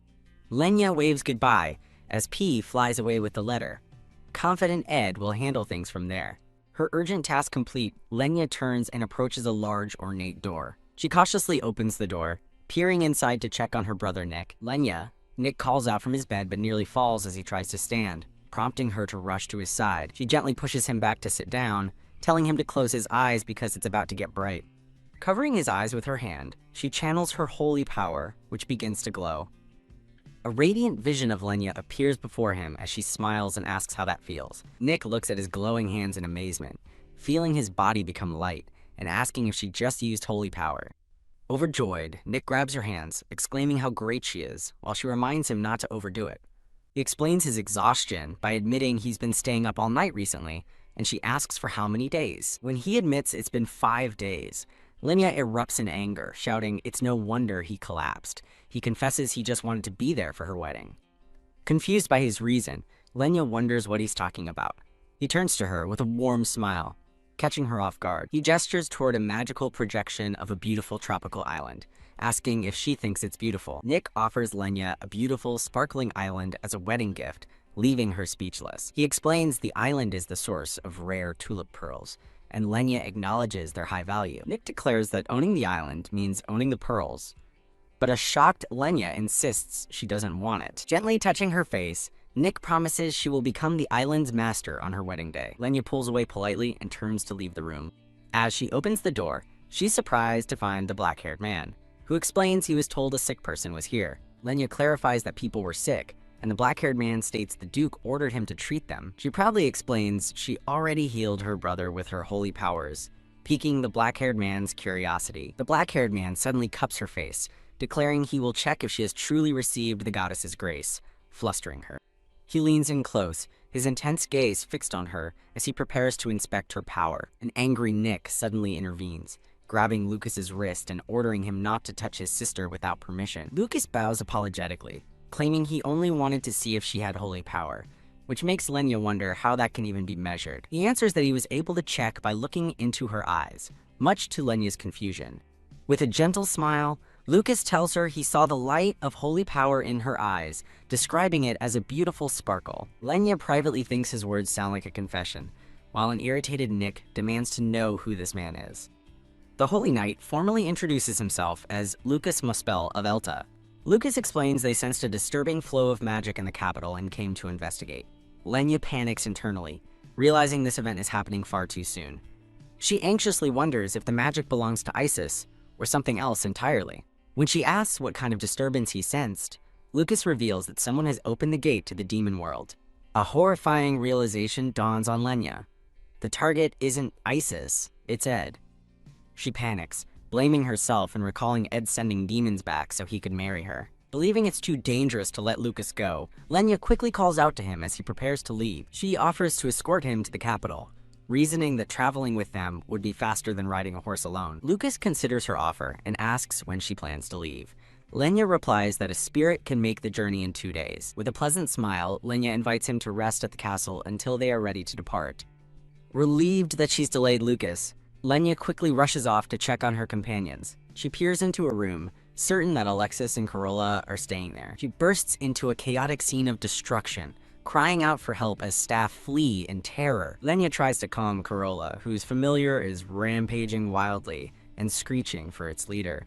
Corolla and Lenya watch in horror as the giant bird continues its rampage, crying out for its commander. The berserk familiar looms over a terrified Alexis, completely out of control. Standing amidst the wreckage, a stunned Lenya asks Corolla what is happening. A tearful Corolla looks toward Lenya and apologizes, confessing she never meant to hurt her. As the familiar continues to rage, Lenya reaches out, urging Corolla to calm herself and her agitated creature. Suddenly, her father appears, sternly asking what is going on as Lenya looks at him in surprise. The Duke scolds Lenya for being unable to manage a single night, prompting her to ask him to summon his familiar for help. He dismisses her plea as unnecessary and turns to leave, ignoring Lenya's desperate call for him to wait. The Duke stands coldly over the kneeling and tearful Corolla, who addresses him with reverence. Corolla confesses she attacked Lenya despite her oath to protect her and offers to atone with her life. The Duke responds with chilling indifference, stating he won't stop her if she insists on dying. His mind flashes back to Lenya, asking for protection, a memory that seems to give him pause as she watches in shock. A powerful silence hangs in the air as the Duke stands over the kneeling, devoted knight. Corolla looks up, her face flushed with a mix of fear and determination. A brilliant light emanates from the Duke, bathing the room in its glow, as everyone watches. Alexis addresses both the Duke and Lady Lenya as the tense situation seemingly de-escalates. With a warm smile, Alexis takes Lenya's hand, a gesture of reconciliation and gratitude. Lenya smiles back, her expression one of pure happiness and relief. Alexis respectfully kisses her hand, offering a sincere thank you. Later, Corolla informs Lenya and Alexis that the Duke had to leave for business. Alexis and Corolla praise the Duke's mercy and charm, while Lenya listens with a thoughtful expression. Lenya internally questions the Duke's popularity, knowing he played an active role in the demon war despite his cold heart. She worries about her brother Nick, wondering if the healing potions she made will be enough for him. Looking at a row of potions, Lenya appears nervous and sweats slightly as she considers the limited supply. She frets that the potions will only last 2 weeks and fears she'll collapse if she tries to make more. Gotcha. Peeking through a doorway, she's surprised to find Lucas inside the room. Flustered, a blushing Lenya apologizes for intruding on the shirtless Holy Knight Lucas. A shirtless Lucas, holding his white top, turns to ask her what's going on. Lenya asks if he could spare some healing potions, but he says it's difficult as his own holy power is still recovering. He then asks why she needs potions right now, looking at her with a curious expression. She explains with a weary look that her brother Nick overdid it while preparing a grand wedding present for her. With Lucas listening intently, Lenya laments that her brother won't listen to reason, so she must prepare potions for him. Lucas suggests it would be better to address the psychological reasons driving her brother to work himself to the bone. Lenya falls silent, thoughtfully considering Lucas's suggestion. Memory of Nick presenting her with the island flashes through her mind, revealing the source of his overexertion. Thud. Her thoughts are interrupted by a sudden sound, and she looks up in surprise. She sees a serene, shirtless Lucas now sitting cross-legged amidst a magical bloom of flowers. Stunned, Lenya asks if he's meditating, and he calmly confirms that he is. Lucas explains that meditation helps him absorb holy energy to recover faster, prompting Lenya to wonder about the differences in their methods. His eyes remain closed in deep concentration as he focuses on his recovery. A sudden realization dawns on Lenya as she wonders about the concentration of holy power in the air. She recalls a vision of a large, ornate egg decorated with golden, feathery wings. With a flash of inspiration, Lenya thanks a confused Lucas and quickly rushes out, saying she has something urgent to do. She bursts in on her father, excitedly declaring she's discovered how to grow the mysterious seed he's held for 20 years, leaving him stunned. Lenya strikes a deal, asking for a favor if her method works, and her father agrees, demanding to know the requirement. She smiles triumphantly, holding up her finger as she prepares to reveal the secret. The Duke repeats her answer in disbelief, shocked to learn the requirement is the level of power in the air. As Lenya insists it's worth a try, her father grabs her arm, asking in astonishment if she can use holy power. She tells him she needs to concentrate and will explain later as a brilliant golden aura begins to surround her. Lenya channels her holy power, pouring a blinding light into the ornate egg.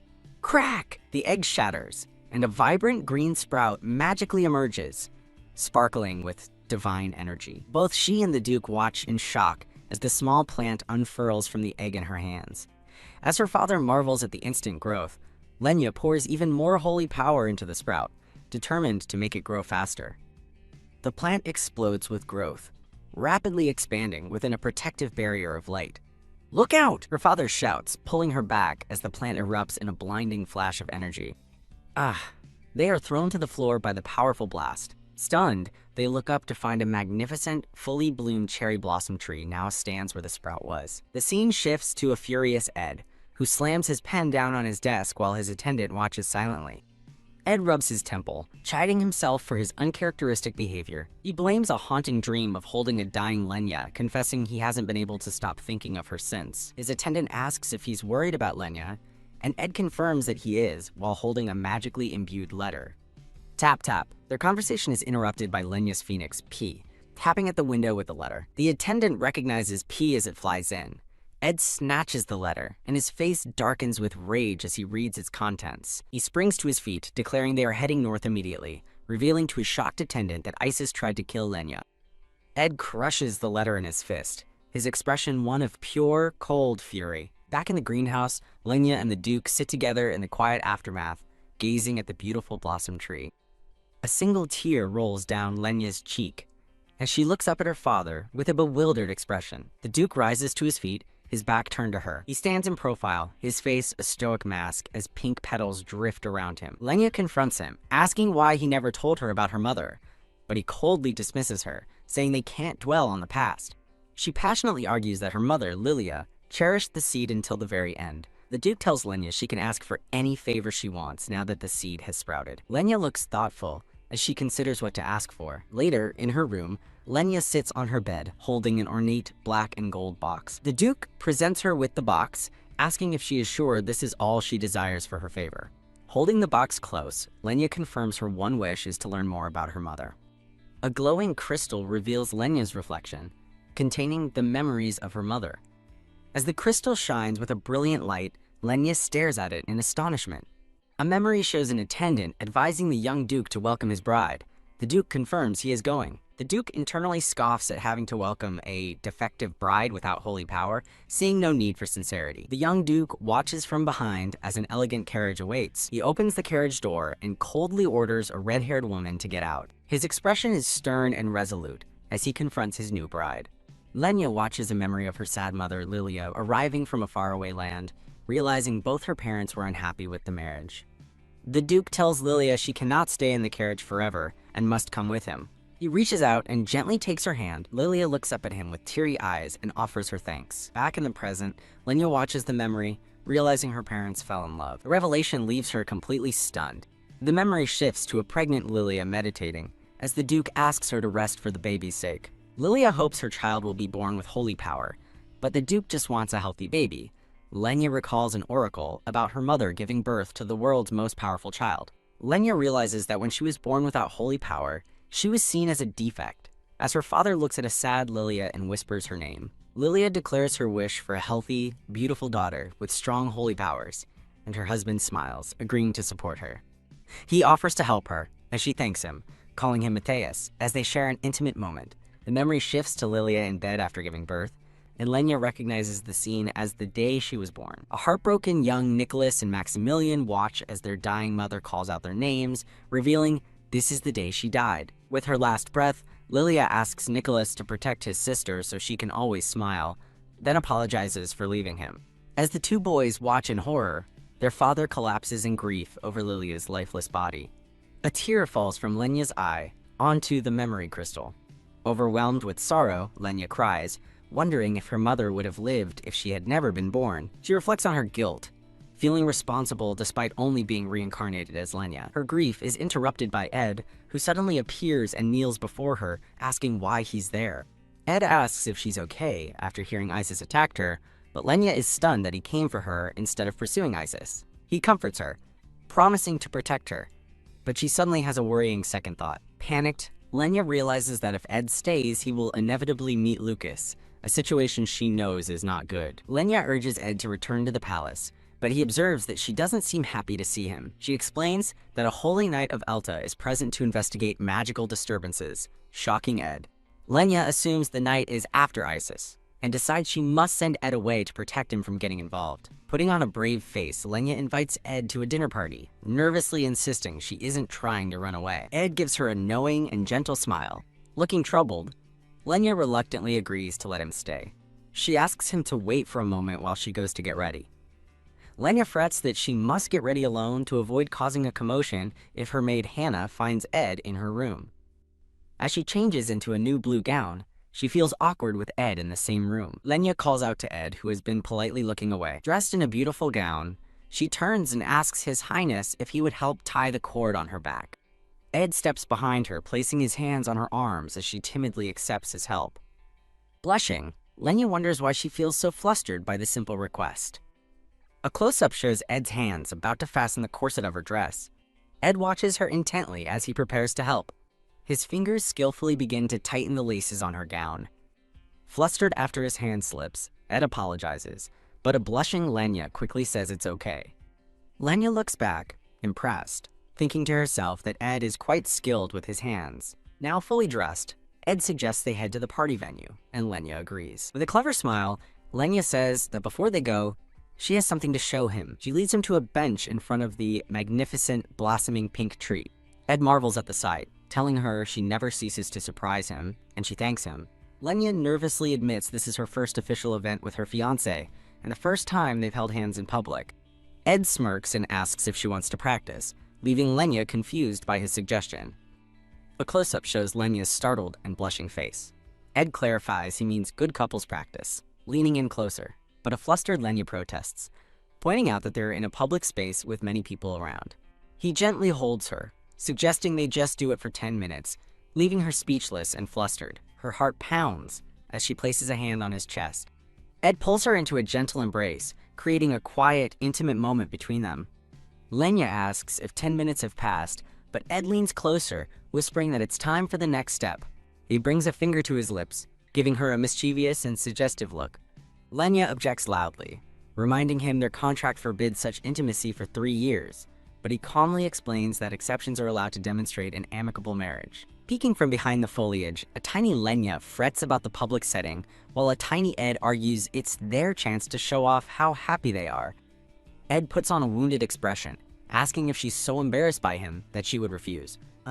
Backing down, a flustered Lenya insists that's not what she meant. Their tense moment is interrupted as Lucas calls out to Lady Lenya, causing them both to turn in surprise. Lucas explains he came to see the miraculously grown tree and happened to hear her voice. Lenya gives an awkward reply as Ed sits silently, glaring at the newcomer. Lucas and Ed lock eyes, an immediate and unspoken rivalry sparking between them. Lenya suddenly pulls Lucas away, warning him to get away from Ed because she senses a tremendous evil vibe coming from him.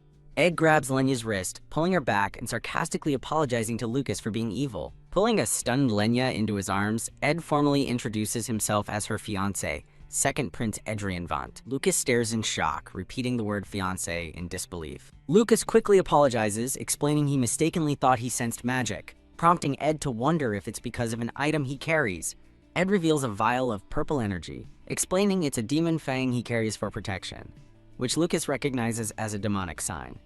Ed correctly deduces Lucas is from Elta, and Lucas introduces himself as a holy knight.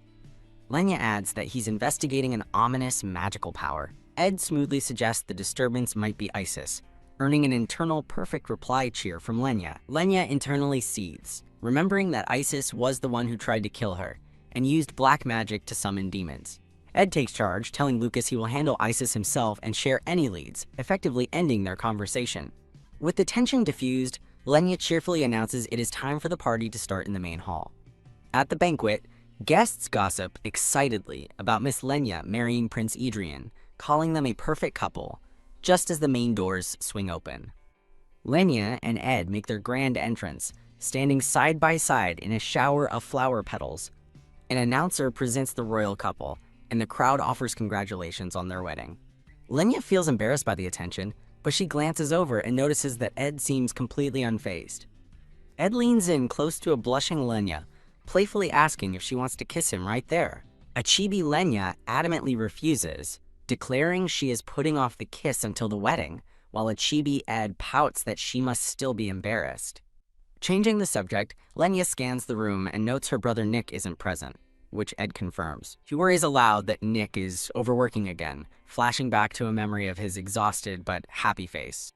As she moves to go check on him, Ed firmly grabs her hand, telling her no. He holds her hand tightly, his expression serious as he reminds her she nearly died last time, and that he needs her by his side today. His heartfelt words leave Lenya speechless and visibly moved. Lenya reassures him that the castle is safe and she wouldn't leave, but Ed challenges her to prove it. He gently cups her cheek, his gaze soft and intent. Her breath hitches as she stares into his eyes, completely captivated. Ed leans in and gives her a tender, surprising kiss. The scene lingers on his hand, caressing her face, highlighting the intimacy of their first kiss. He pulls her into a passionate kiss, surrounded by a halo of blooming white flowers. After the kiss, Ed asks if that proves his sincerity, leaving a stunned Lenya speechless. He calmly tells a surprised Lenya that he's leaving now.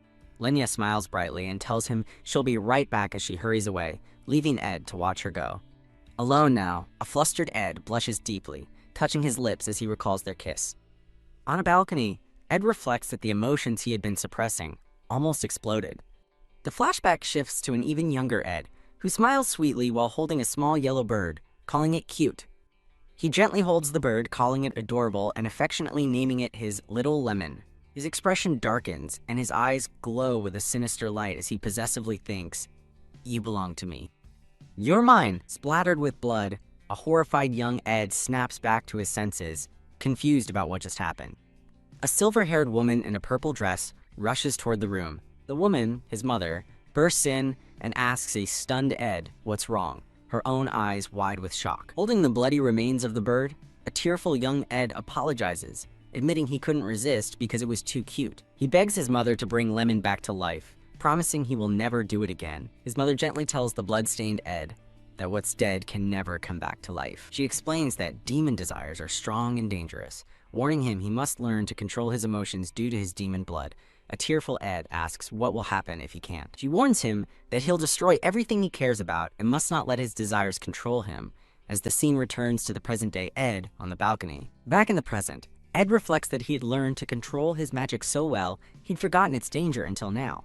A blonde-haired man in a blue uniform rushes up, urgently calling for His Highness. The man apologizes profusely, saying the recent incident was his fault and that he'll accept any punishment. Ed sighs, telling the man he'll let it go this time, since it was his own fault for being deceived. The blonde man is surprised by this leniency, but Ed explains that Lenya sent a letter asking him not to be too harsh, which shocks the man. Ed turns to the blonde man asking how Lenya could have known about the situation. The man, Alexis, tearfully thinks about how strong, beautiful, and kind Lenya is. Ed glares menacingly at a terrified Alexis, asking why he's calling Lenya's name with such ecstasy. With a dark smile, Ed declares that Lenya is his fiancée, and his suppressed burning desire to possess her is rising again as Alexis begs for forgiveness. The scene changes to Lenya finding her brother Nick in his office, who says he was just about to leave. Holding a large bouquet, Lenya gently scolds Nick for overworking himself again. She asks him to rest, especially today, in memory of their mother, and he looks at her, touched. As he hesitates, Lenya tells him she knows he's taking care of her because of his promise to their mother. Nick is surprised she knows, and Lenya explains that their father showed her the Crystal of Remembrance. Nick insists he must fulfill his duty as the eldest son for their mother, but Lenya questions if that's truly what their mother would want. Lenya sadly reminds him that their mother never wanted expensive gifts from him. Nick agrees, recalling that their mother only wanted him to ensure Lenya always had a smile on her face. Lenya confronts him directly, asking him to look at her and see if she is truly smiling.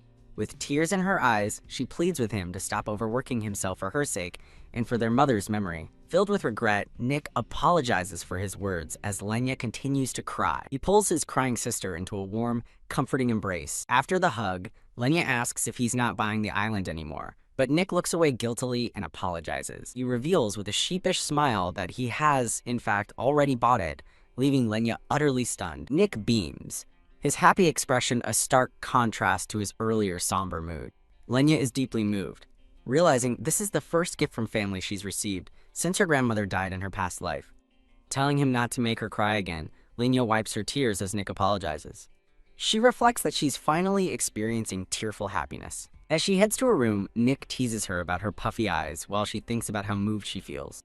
Lenya arrives back at her room, cautiously peeking inside. She's startled to find Prince Ed waiting for her, remarking on his imposing presence, and he confirms it is her room. Ed explains that he came to her room when she didn't return and asks what's wrong. With a sly, knowing smile, Ed tells her that he wants her to praise him. Lenya senses the atmosphere has changed as Ed tells her that he is actually very strict about mistakes. Ed takes Lenya's hand, explaining that because he was so strict, he was just about to scold Alexis.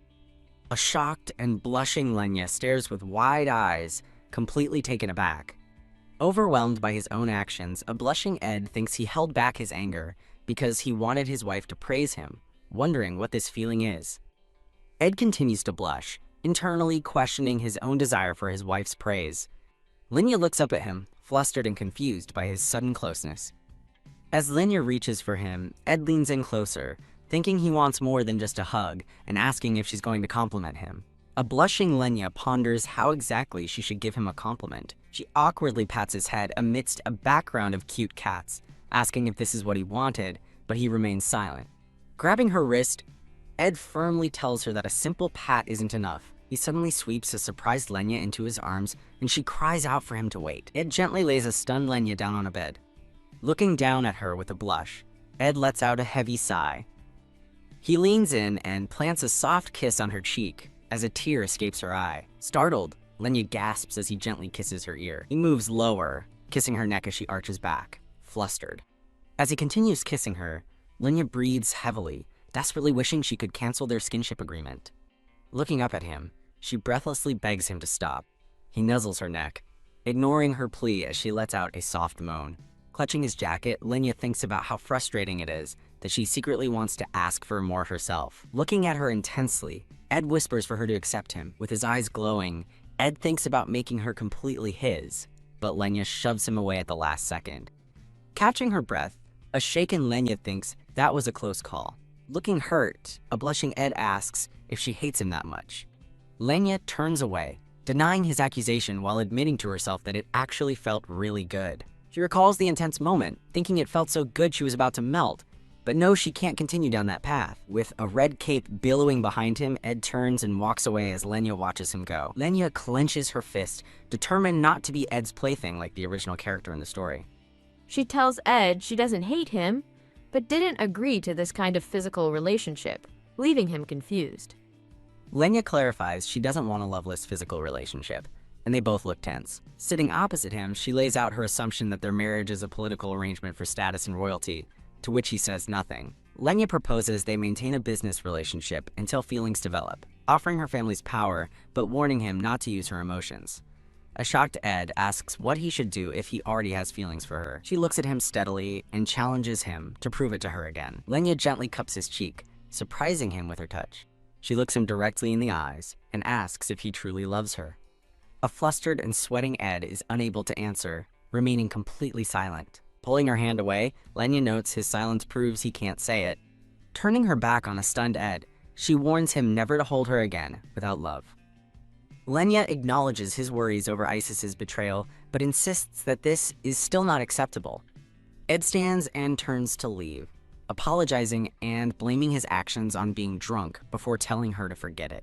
After the door slams shut, a disappointed Lenya realizes he was hoping for a different reaction from her. The scene transitions to a bright, sunny day over the magnificent royal palace. Holed up in her room, a dejected Lenya hears a knock at the door and wonders if Ed has returned.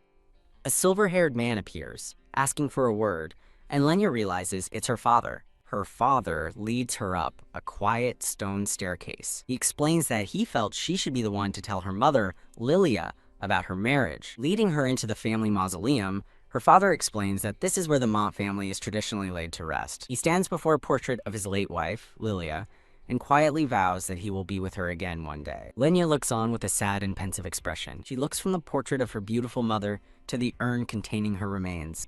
Her father says they can leave when she's ready, but Lenya calls out to him, stopping him. Lenya looks at Maximilian with concern and asks if he and his wife regretted that she was born. A young Ed chides a young Lenya for not watching the entire Crystal of Remembrance, but she admits she was too moved to continue past the halfway point. Maximilian sighs, explaining that Ed's mother, Lilia, was barely conscious after giving birth to Lenya. In a memory, a radiant, red-haired Lilia smiles lovingly as she cradles her newborn baby daughter. Maximilian confesses to Lenya that he initially had regrets, but they all vanished the moment he held her in his arms for the first time. The weight of the memory hangs between them as Maximilian turns his back to Lenya. Lenya looks down, quietly processing the emotional revelation about her birth and her parents' feelings. Standing before a beautiful portrait of Lilia, Maximilian and Lenya share a moment of quiet remembrance. As time passes, a narrative reveals that Lenya eventually had to leave the peaceful north. In a grand hall filled with luggage, Lenya apologizes to Lucas for the packing delay. Lucas asks about her fiancé, Ed, noting that he hasn't been seen for the past few days. Lenya explains that Ed left to hunt down someone named Isis and plans to meet them at the palace later. Recalling their recent passionate kiss, she admits to herself that the resulting awkwardness is why she's been avoiding him. Lenya looks away with a sigh, lost in her complicated feelings for Ed. Elsewhere, a cloaked Ed sighs in frustration, wondering about the speed of his elusive quarry. The narration explains that Isis, a red-haired, shape-shifting woman, has been expertly evading the Empire's hunters. Having tracked his target, Ed stands before a wooden door, his presence glowing with power. Now inside, he wonders why Isis would choose such a conspicuous entrance to a hideout. Ed reaches out to a shimmering, ornate mirror, which ripples at his touch. Stepping through the portal, he enters a grand hall where a reptilian man in a suit is waiting. The reptilian man bows, addressing Ed as the Lord of the Demon Tower and asking if he's seeking Isis. Ed curtly asks for news. The reptilian man informs Ed that he just received a message from Isis, much to Ed's surprise. Suddenly, a black snake materializes on the floor between them, causing both men to startle in surprise. Ed glares down at the creature, demanding to know where it's been, as the snake's thoughts express concern for Lord Adrien. Dismissing the snake's excuses as lame, a furious Ed summons powerful magic in his hand. The snake projects its thoughts, insisting it acted because the woman, Lenya, was confusing Lord Adrien. Ed's hand closes around the snake's shadowy form, as he angrily questions if it acted without his permission. The snake warns that if they don't eliminate her, Ed will be destroyed by the feelings he's wasting on her. The snake's disembodied voice urges him not to repeat the tragedy of someone named Natera. In a flashback, the snake recalls how Lady Natera believed in coexisting with humans, only to lose her demon identity in the process. Ed reflects that his mother was indeed a rare pacifist among the demon tribe, a choice that led to a tragic end. He remembers how the Emperor betrayed his mother upon discovering her identity, sealing her powers and turning her into a helpless doll. The snake warns Ed not to make the same mistake as his mother, whose life he mourned before he even came of age. The snake reveals it is sneaking into the Imperial castle, a move that surprises Ed. Its plan, the snake explains, is to locate the hidden key, and it asks for a little more time. As Ed silently listens, the snake warns him not to be fooled by his emotions, reminding him of the other key he is searching for. Wreathed in flames, Ed dismisses the warning, stating he doesn't need to be told and that the snake gets on his nerves. The reptilian man rushes to Ed, breathlessly, delivering an urgent message from someone named Killian. Ed's expression darkens as he learns that Crown Prince Nils is at the Imperial Palace to meet with Lady Lenya. The scene pans over the sprawling Imperial Palace at dusk.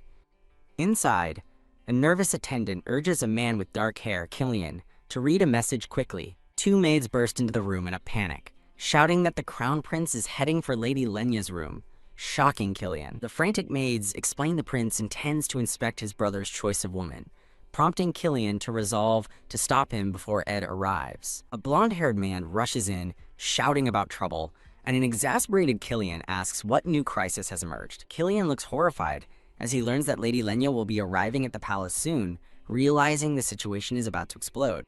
A grand carriage soars through the evening sky, making its way towards the palace. Inside, a pensive Lenya notes that her companion Lucas has already disembarked in the city center. With a gentle jolt, the horse-drawn carriage lands gracefully in the palace courtyard. A brown-haired maid greets a pink-haired woman in a dark dress, exclaiming that it's been a while. The maid urgently stops the pink-haired woman from going inside, but she asks what's going on. With a worried expression, the maid explains that Prince Nils has come to check her room, shocking the woman. The maid adds that his purpose is to ensure she's not living too luxuriously, which the pink-haired woman finds unbelievable. Thinking Prince Nils is rude, the pink-haired woman storms past her concerned maid, who calls out for her to stop. Inside a lavish room, a blonde-haired man assures a terrified maid that he's just looking around. The man is introduced as Crown Prince Nils, Ed's half-brother, who strikes a thoughtful pose. In a flashback, a blonde, goateed man orders Nils to go to the Imperial Palace and find Ed's fiancée. The goateed man sternly commands Nils to investigate her discreetly and bring her back if she's found. Back in the present, Nils stands at a desk in the room. As Nils opens a drawer, he muses on how worked up the Duke gets over Mont, wondering about their past. He finds a stack of letters sealed with red wax inside the desk drawer. With a condescending smile, Nils assumes Ed would have chosen a shabby, dispossessed woman. A voice calls out to "Your Royal Highness," and Nils turns to see Lenya has just entered the room. Lenya angrily demands to know what he is doing in her room, while a shocked Nils thinks that Ed is marrying a fine jewel. Filled with rage, Nils silently vows that he will never forgive him. Nils asks if she is his brother's fiancée, and she formally introduces herself as Lenya von Mont. After a slight cough, Nils apologizes, but Lenya retorts that he should be sorry for breaking into her room. Nils laughs and admits that he's not happy about the situation either. Lenya watches him with a wary and unsettled expression. Nils offers a formal apology for recent events, stating it's nice to finally meet her. He smiles confidently at her, with his arms crossed. Lenya informs him that Prince Ed will be back soon, prompting Nils to question if she can't function without her husband. Lenya feels pressured. Startled by his forwardness, Lenya thinks he's good at manipulating her, while Nils smiles and asks if he startled her by being too direct. Waving goodbye, Nils says he was just kidding and will see her later, leaving Lenya to worry about the Emperor's animosity toward her father. With renewed determination, Lenya decides they should go now. Now, in a formal blue dress, Lenya walks with Nils through a magnificent palace hall. As they continue, a nervous Lenya remarks on the grandeur of the Imperial Palace. Nils gestures toward a grand set of doors, announcing that they have arrived. Lenya stands anxiously before the open doors, peering into the room beyond. She enters to find a blonde, goateed man and a brown-haired woman seated at a table, waiting for her. Looking at the portrait of the regal man and then the man himself, Lenya wonders why she was brought here. Lenya introduces herself with a graceful curtsy, but the woman smiles and tells her to be less formal. Surprised, the woman already calls her by her first name. Lenya thanks her. Lenya observes a tired maid and notes that the palace seems to neglect its servants. She tells the seated couple that she understands their concern over accepting an unknown daughter-in-law. The blonde man corrects her, saying that's a mistake, leaving Lenya confused. He clarifies that his concern is not about the family, but about her. The man reveals that Ed harbors a deep-seated hatred that he conceals from everyone. He admits he can't blame Ed for his hatred because he discriminated against him, making Lenya look down in sorrow. The man, sipping his tea, asks if she knows that Adrien hides his true feelings behind a smile. He explains he is worried about her and questions if she can handle someone so unstable. Lenya realizes, with a shock, that he summoned her just to persuade her not to marry Ed. A flashback shows Ed using his magic. As narration explains, he fulfilled an impossible task, making the marriage promise unbreakable. The attempts to destroy the marriage are driven by one thing: fear. The woman asks Lenya if she is being forced into the marriage, explaining the Emperor fears Ed gaining the Duke's power. She leans in menacingly, asking if Ed threatened her, which makes Lenya think about how kind Ed has been, despite their constant interference. Clutching her dress tightly, Lenya firmly tells them not to speak about Ed that way. With a determined gaze, Lenya assures them she appreciates their concern, but is fine. The woman acknowledges their good relationship, but subtly warns that the future is uncertain. The brown-haired woman sneers, declaring that the darkness inside people will always reveal its ugliness. Lenya retorts that a man's darkness only surfaces when he's been hunted, vowing to accept Ed's darkness regardless. The woman is stunned into silence by Lenya's fierce and unexpected defense. The blonde man laughs, admitting he was overly cautious and acknowledging Lenya's strength to face any challenge. As Lenya curtsies to leave, the man offers his help anytime, and she thanks him for his concern. After she's gone, the man remarks on her cleverness, while Nils agrees it's expected of Mont's blood. The woman muses that Lenya is too good for Ed and would be a better match for Nils to strengthen their lineage. The blonde, goateed man pinches the bridge of his nose, looking tired as the woman continues her plotting. He thinks that if Lenya becomes Nils' companion, it might ease Nils' anxiety about the Duke, recalling an accident during the Demon War. A flashback reveals a battlefield, where he realizes the Duke would have become emperor if not for that incident. A red-haired maid suddenly trips, shattering a teacup on the floor with a crash. The brown-haired woman coldly asks what she's doing.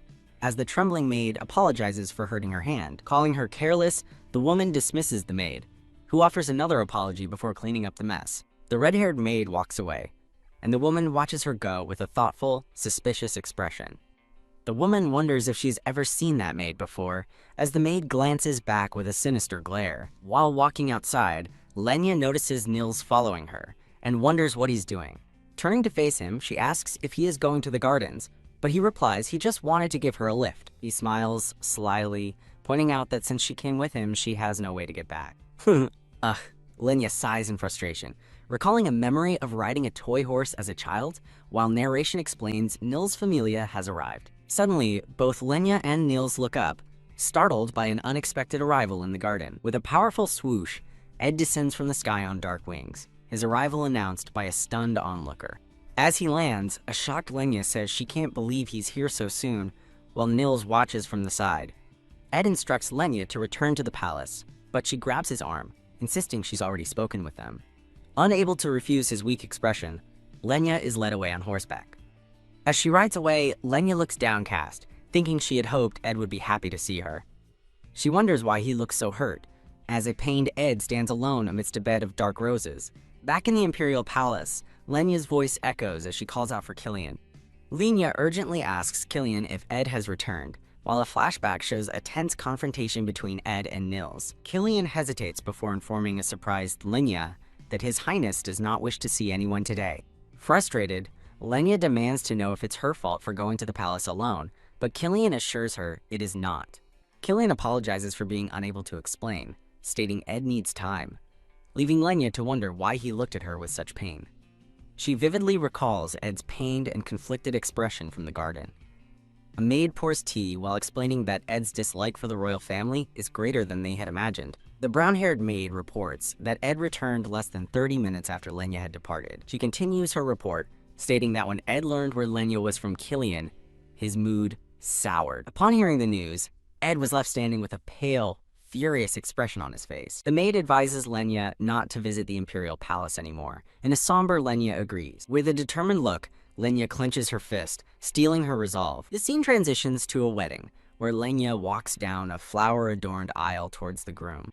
As she proceeds down the aisle, she laments that they haven't spoken since that day in the garden. Dressed in her beautiful wedding gown and holding a bouquet, Lenya maintains a somber and distant expression. At the altar, Ed stands in his formal attire, extending a hand to his bride. Lenya thinks about how long it's been since they've seen each other and notes his lack of a smile. Ed takes her hand, their gazes meeting with a shared seriousness as they prepare to be wed. Hand in hand, the couple walks together toward the priest waiting at the altar. Standing beside her, Ed quietly tells her she can just pretend if she doesn't feel like it. Startled by his words, Lenya looks up, just as he leans in and surprises her with a kiss. Her hands tighten around her bouquet as she's caught off guard by the sudden kiss. Ed gently holds her face, deepening the kiss as they stand together at the altar. With a look of sincere remorse, the silver-haired groom apologizes. A beautiful wedding scene unfolds as a narrator declares the pink-haired woman and silver-haired man are now truly husband and wife. The scene shifts to a grand building at night as snow begins to fall gently. At the wedding reception, Lenya smiles and graciously thanks guests who praise the perfect and lovely event. Overwhelmed by the social demands, Lenya internally screams for everyone to go away. Seeking refuge, she leans against a chair in a quiet corner of the hall, desperate for a break. A man's voice suddenly asks if it's tough, causing her to look up in surprise. She is shocked to find her father and brother Nick approaching, her father remarking that marriage is what it's all about. Her father congratulates her and offers a small gift, hoping it will make her feel better. Inside is a beautiful golden ring, which is identified as a memento belonging to Lilia. Lenya stares at her mother's ring, her hand trembling with emotion. Her father and brother warmly reassure her that no matter what, they are family and will always be there for her. Overcome with emotion, Lenya tearfully whispers, "Father, brother." A red-haired man suddenly appears, offering to lend a hand as well, leaving Lenya confused. The handsome red-haired man, noted to resemble her mother, makes a dazzling entrance. Lenya wonders if he is her brother Maximilian, and he cheekily confirms his identity, boasting about his good looks. A flashback shows her family leaving as Nick holds a baby Lenya. In the present, she seems annoyed, thankful she's never met Maxim before. In a chibi-style exchange, a tearful Maximilian asks why she's so cold, and Lenya explains she was just surprised after so long. Maximilian asks if he can stay at the palace for a few days, to which Lenya questions his meaning. He feigns distress, claiming that due to recent events, he has no place to sleep. Exasperated, Lenya questions why he doesn't just go to their vacation home in the capital. Her father suddenly shouts for her to let her brother stay, shocking Lenya with his forceful command.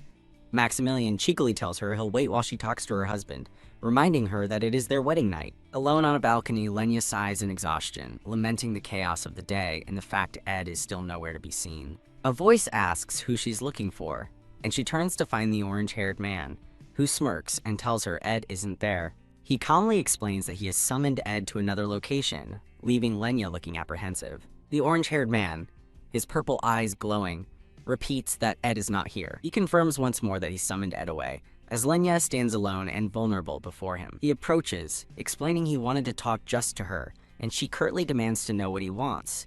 Internally, Lenya fumes, questioning why this rude man wants to speak with her when they have nothing to discuss. She tries to leave, stating she'll return with her husband, but he stops her, claiming he was only trying to show he cares. He leans in close and asks if she wants to know what truly happened to Duke Mont during the Demon War, stunning her into silence. He reveals he knows she searched his desk for war research, but he has the real story from his father, since the unrecorded incident had few witnesses. With a malicious smile, he taunts her, suggesting the truth about her father is probably too much for her to handle. Lenya glares back defiantly, internally scoffing at his condescending words as a dark determination fills her. The scene concludes with a stylized title card. A narration begins, explaining that in ancient times, different worlds coexisted until a crack formed between them.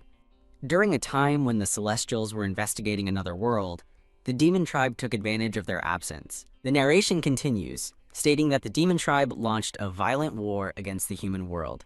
To fight the demonic invasion, humans and spirits formed contracts, giving rise to powerful spirit knights, who played a major role in the war. A hero, Duke Mont, emerged at 18, turning the tide of the war and ultimately leading the Imperials to victory. Lenya questions why her father, despite such incredible achievements, was only made the Lord of the Northern Border. Nils explains that had things gone differently, her father might have become the Emperor himself. He delivers a shocking revelation. At the war's decisive moment, the Duke's familia went berserk and slaughtered all their allies. With the passageway collapsing, the Celestials couldn't stop the demon remnants from escaping into the chaotic night. Niels explains that while demons and spirits vanished, the spirit contract remained, allowing Imperials to be born with a familia. Lenya clenches her dress, thinking that the Emperor, who harbors jealousy for the Duke, would surely not tell the whole truth. A narration explains that with all human witnesses dead and the demons fled, no one could have seen what truly happened. The scene of fallen soldiers highlights the narrator's point. It would be easy for the Emperor to twist the facts. Nils seems to read her mind, stating that the rational Duke's familia killed everyone, leaving Lenya stunned by his perception. Nils' story continues, revealing that some demons sided with humans during the war, their motives a complete mystery. He theorizes these demons were spies, who secretly cursed her father's familia, causing the rampage, and then offers to help her find the truth. Leaning in with a sinister smile, Nils whispers that he knows who the descendant of that very demon is, leaving Lenya speechless. Lenya realizes the Emperor's entire plan was to manipulate her father into hating the demon tribe, and, consequently, his own half-demon son, Ed. Standing firm, Lenya reaffirms her conviction that Ed's mother was innocent, and that she doesn't care about his lineage. As she turns to leave, a flustered Nils demands to know if she's really going to accept the official story that her family caused the tragedy. He forcefully grabs her arm, insisting that it's obvious demons were involved in what happened. Losing his composure, Nils screams the shocking truth at her. Ed is the son of a demon. With a crazed grin, he taunts her, asking how it feels to be with a man who has demon blood running through his veins. Crack! Ed suddenly appears out of nowhere, landing a powerful blow on Nils and sending him staggering back. Lenya gasps Ed's name in terror as she sees the pure, murderous rage darkening his face. Shit! Nils curses from the floor, stunned by Ed's sudden and violent intervention.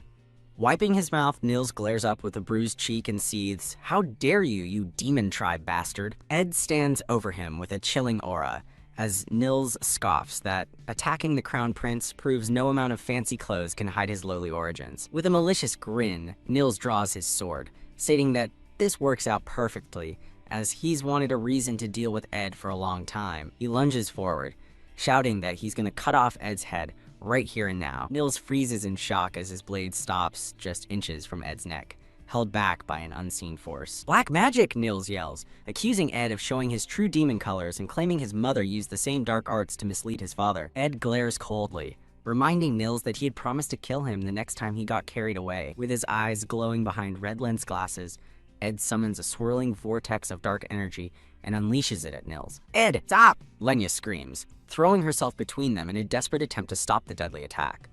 As Lenya holds him back, Ed's furious expression wavers for a moment, his gaze softening as he looks down at her. Gah! The dark magic continues its assault, causing Nils to choke as if an invisible hand is crushing his throat. Gasping for air, Nils desperately coughs and calls for the royal guards to help him. With an indifferent flick of his wrist, Ed sends Nils flying backward, his sword clattering uselessly on the stone floor. Ed gently touches Lenya's face, his voice soft with regret as he tells her he wishes she'd never found out. He tenderly holds her chin, looking into her eyes as the heavy truth of his identity settles between them. Lenya turns her head away, insisting she doesn't care about his origins, before accusing him of lying to her.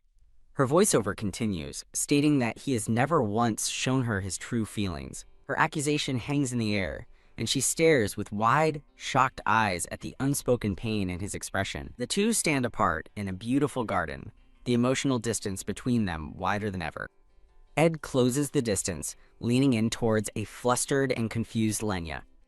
To Lenya's horror, Ed suddenly collapses, slumping against her. With Ed unconscious on the ground, Lenya cries out his name in sheer panic. The scene shifts to the Grand Palace as narration explains the incident was resolved more smoothly than expected. The Crown Prince wakes up in bed and learns they covered for his absence by saying he drank too much, while Lenya watches over Ed, who has been asleep for 5 days. Feeling hopeless, Lenya worries as she recalls that neither doctors nor her own holy power could wake Ed. Her red-haired brother, Maximilian, enters the room and asks to have a word with her. Lenya asks if her father and Nick have gone, and Maximilian confirms they left him to look after her. Her father and Nick return to their territory, while a man named Lucas went back to the temple. Maximilian's expression turns serious as he tells Lenya there's something important he needs to ask her. He reveals that after hearing of her marriage, he hired a guild to investigate and discovered Ed's true, non-human origins, shocking Lenya. She realizes he came not because of debt collectors, but out of concern for her. He admits he lied, fearing she would send him away. Maximilian encourages her to stop handling things alone and to rely on him, her older brother, for help. "Brother, please help me," Lenya asks earnestly, and he pats her head with a warm smile, promising that he will. The scene introduces 3 mysterious figures: their faces obscured by the shadows of their black hoods. Standing with Lenya by Ed's bedside, the figures are revealed to be allies, as a narration explains Ed is undergoing a final demonic trial. An illustration shows Ed trapped by thorny roses, explaining that he must break free on his own to awaken his full power, or he will die. Despite the high stakes, Ed remains peacefully asleep, showing no signs of waking up. Maximilian questions Lenya's decision to interfere, warning her that the method she plans to use is extremely risky with a low chance of success. With a determined look, Lenya agrees to the risky procedure, deciding to enter Ed's dream. A hooded figure warns her that entry is only possible if Ed trusts her, otherwise his inner world will reject her. Lenya silently steels herself for the challenge ahead, her expression firm with resolve. As two hooded figures begin the ritual, Lenya stands in the magic circle and admits to herself that she's not confident, knowing failure is certain if Ed doesn't accept her.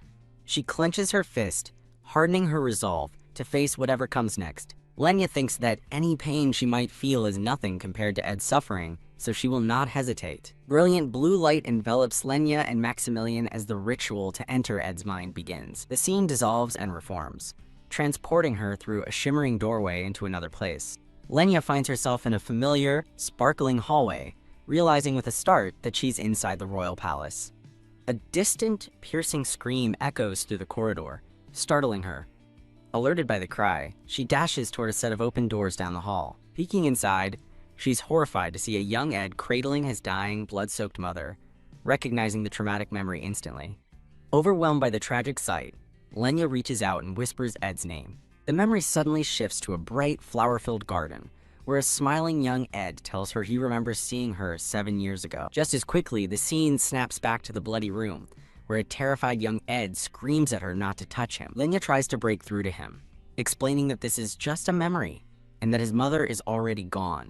In anguish, the young Ed screams that she's lying. He clings to his mother's body, refusing to believe she would ever leave him, as the memory begins to darken and fracture.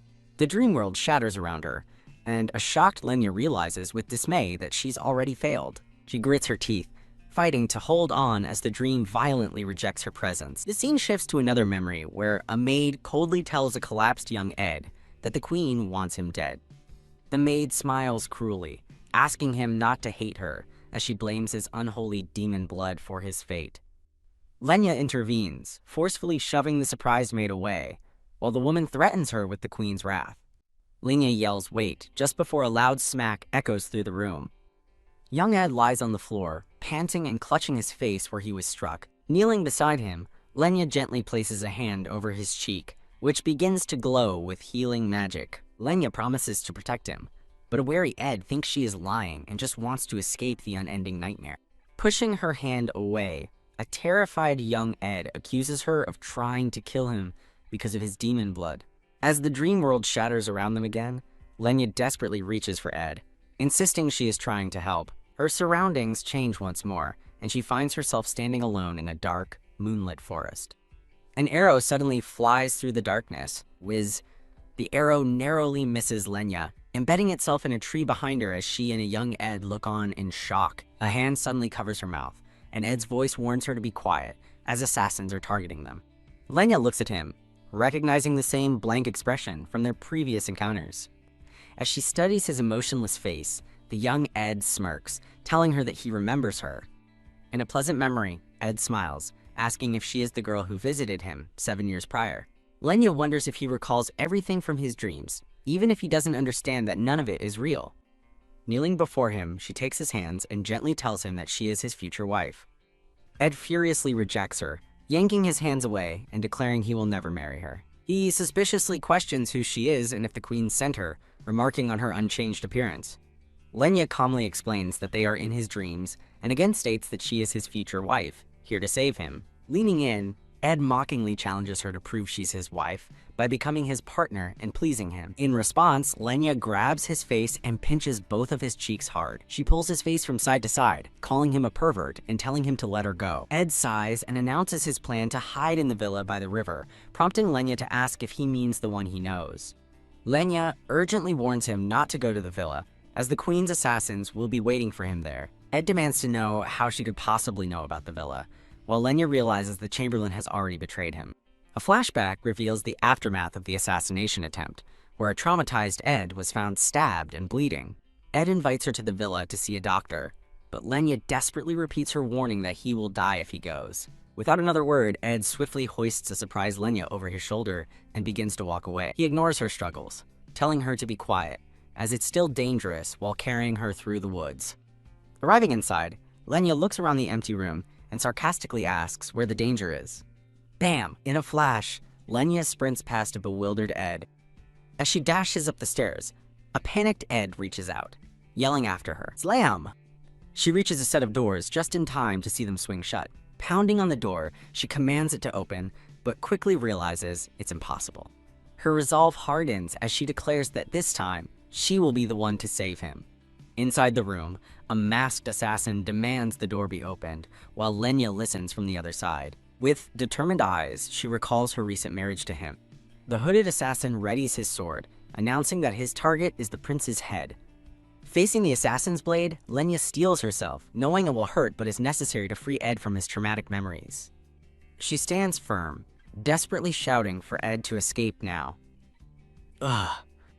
The assassin grabs her by the throat, threatening to kill her first. She gasps in pain as the blade cuts into her, realizing the agony is real, even in a dream. Crash! Suddenly, the young Ed smashes through a window with a heavy object. Blood splatters violently across the scene. Ed's blood-soaked hand grips a sword, standing over the fallen assassin. He turns in horror to see Lenya collapsing with a fatal wound to her neck. Hey, why would you sacrifice yourself? Ed screams in anguish and disbelief.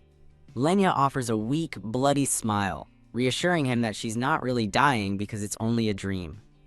As she fades, Ed's bloody hand touches her cheek, desperately begging her not to go.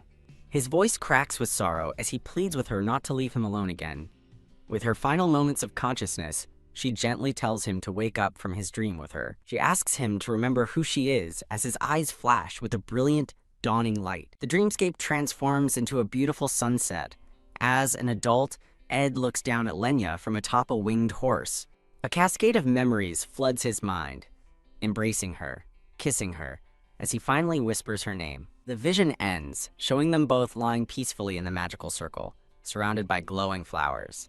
A brilliant flash of light bursts forth as Lenya's eyes snap open in the real world. Seeing her awake, Maximilian and the others rush forward, anxiously asking if Ed is awake too. The scene shifts to a peaceful grove where the real, awakened Ed tells Lenya he remembers everything from the dream. He sincerely thanks her for saving him, and apologizes for having avoided her recently. Ed confesses he was scared that if she learned the truth about the royal family, she would be disappointed in him. Lenya looks away, flustered and unsure how to respond to his sudden honesty. He sadly notes that she has always hidden her true feelings from him. Taking her hands, Ed promises he won't run away anymore and will face her openly from now on. He leans in and kisses her tenderly, asking her to go home with him. The scene shifts to a grand, sprawling estate under a starry night sky. Elsewhere, the crown prince holds his throbbing head, confused about why he feels so dizzy after only 2 drinks and can't remember the wedding. The red-haired maid approaches, asking if he's all right. He waves her off, saying he needs to lie down and questions when she arrived, as he thought he was alone. She then abruptly asks his opinion of Prince Adrien. Thump, startled by her question, his mind is suddenly filled with a terrifying, intrusive thought.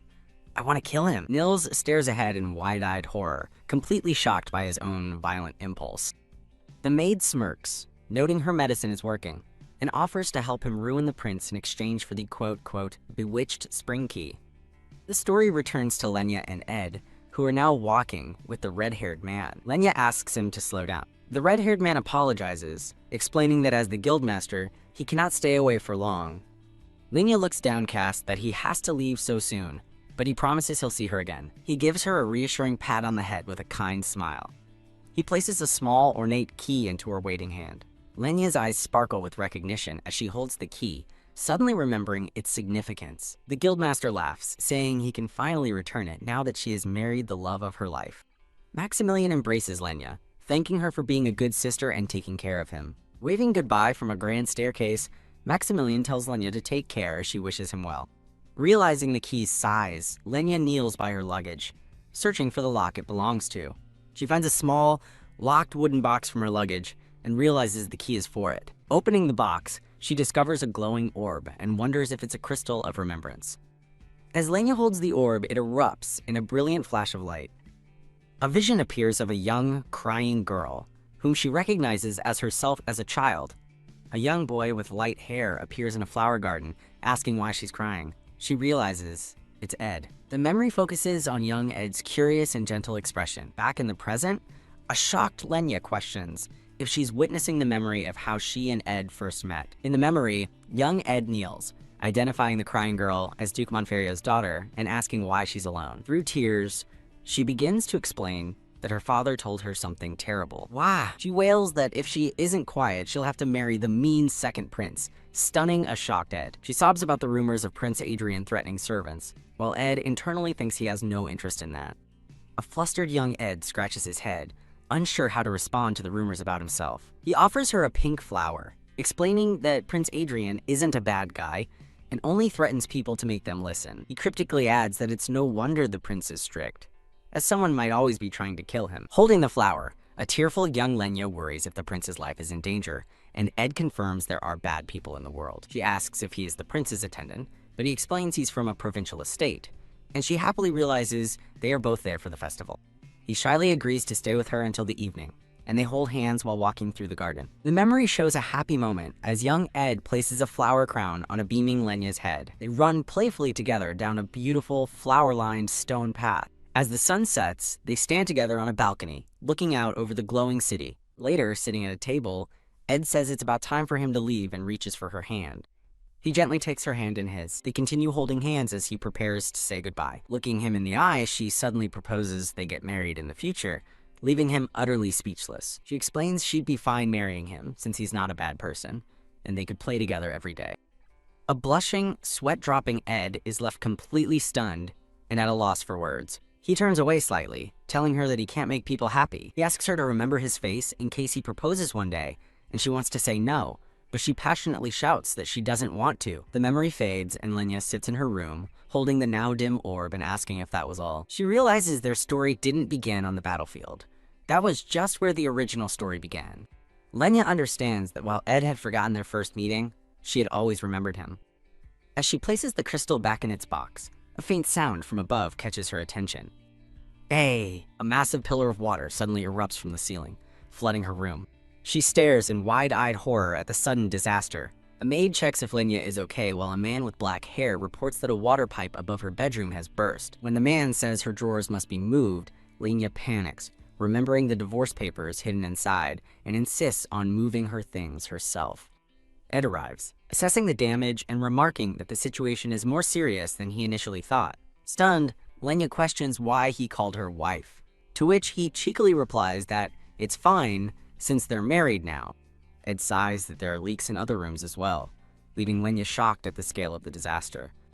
A proposition hangs in the air. She will have to sleep in his room for the night.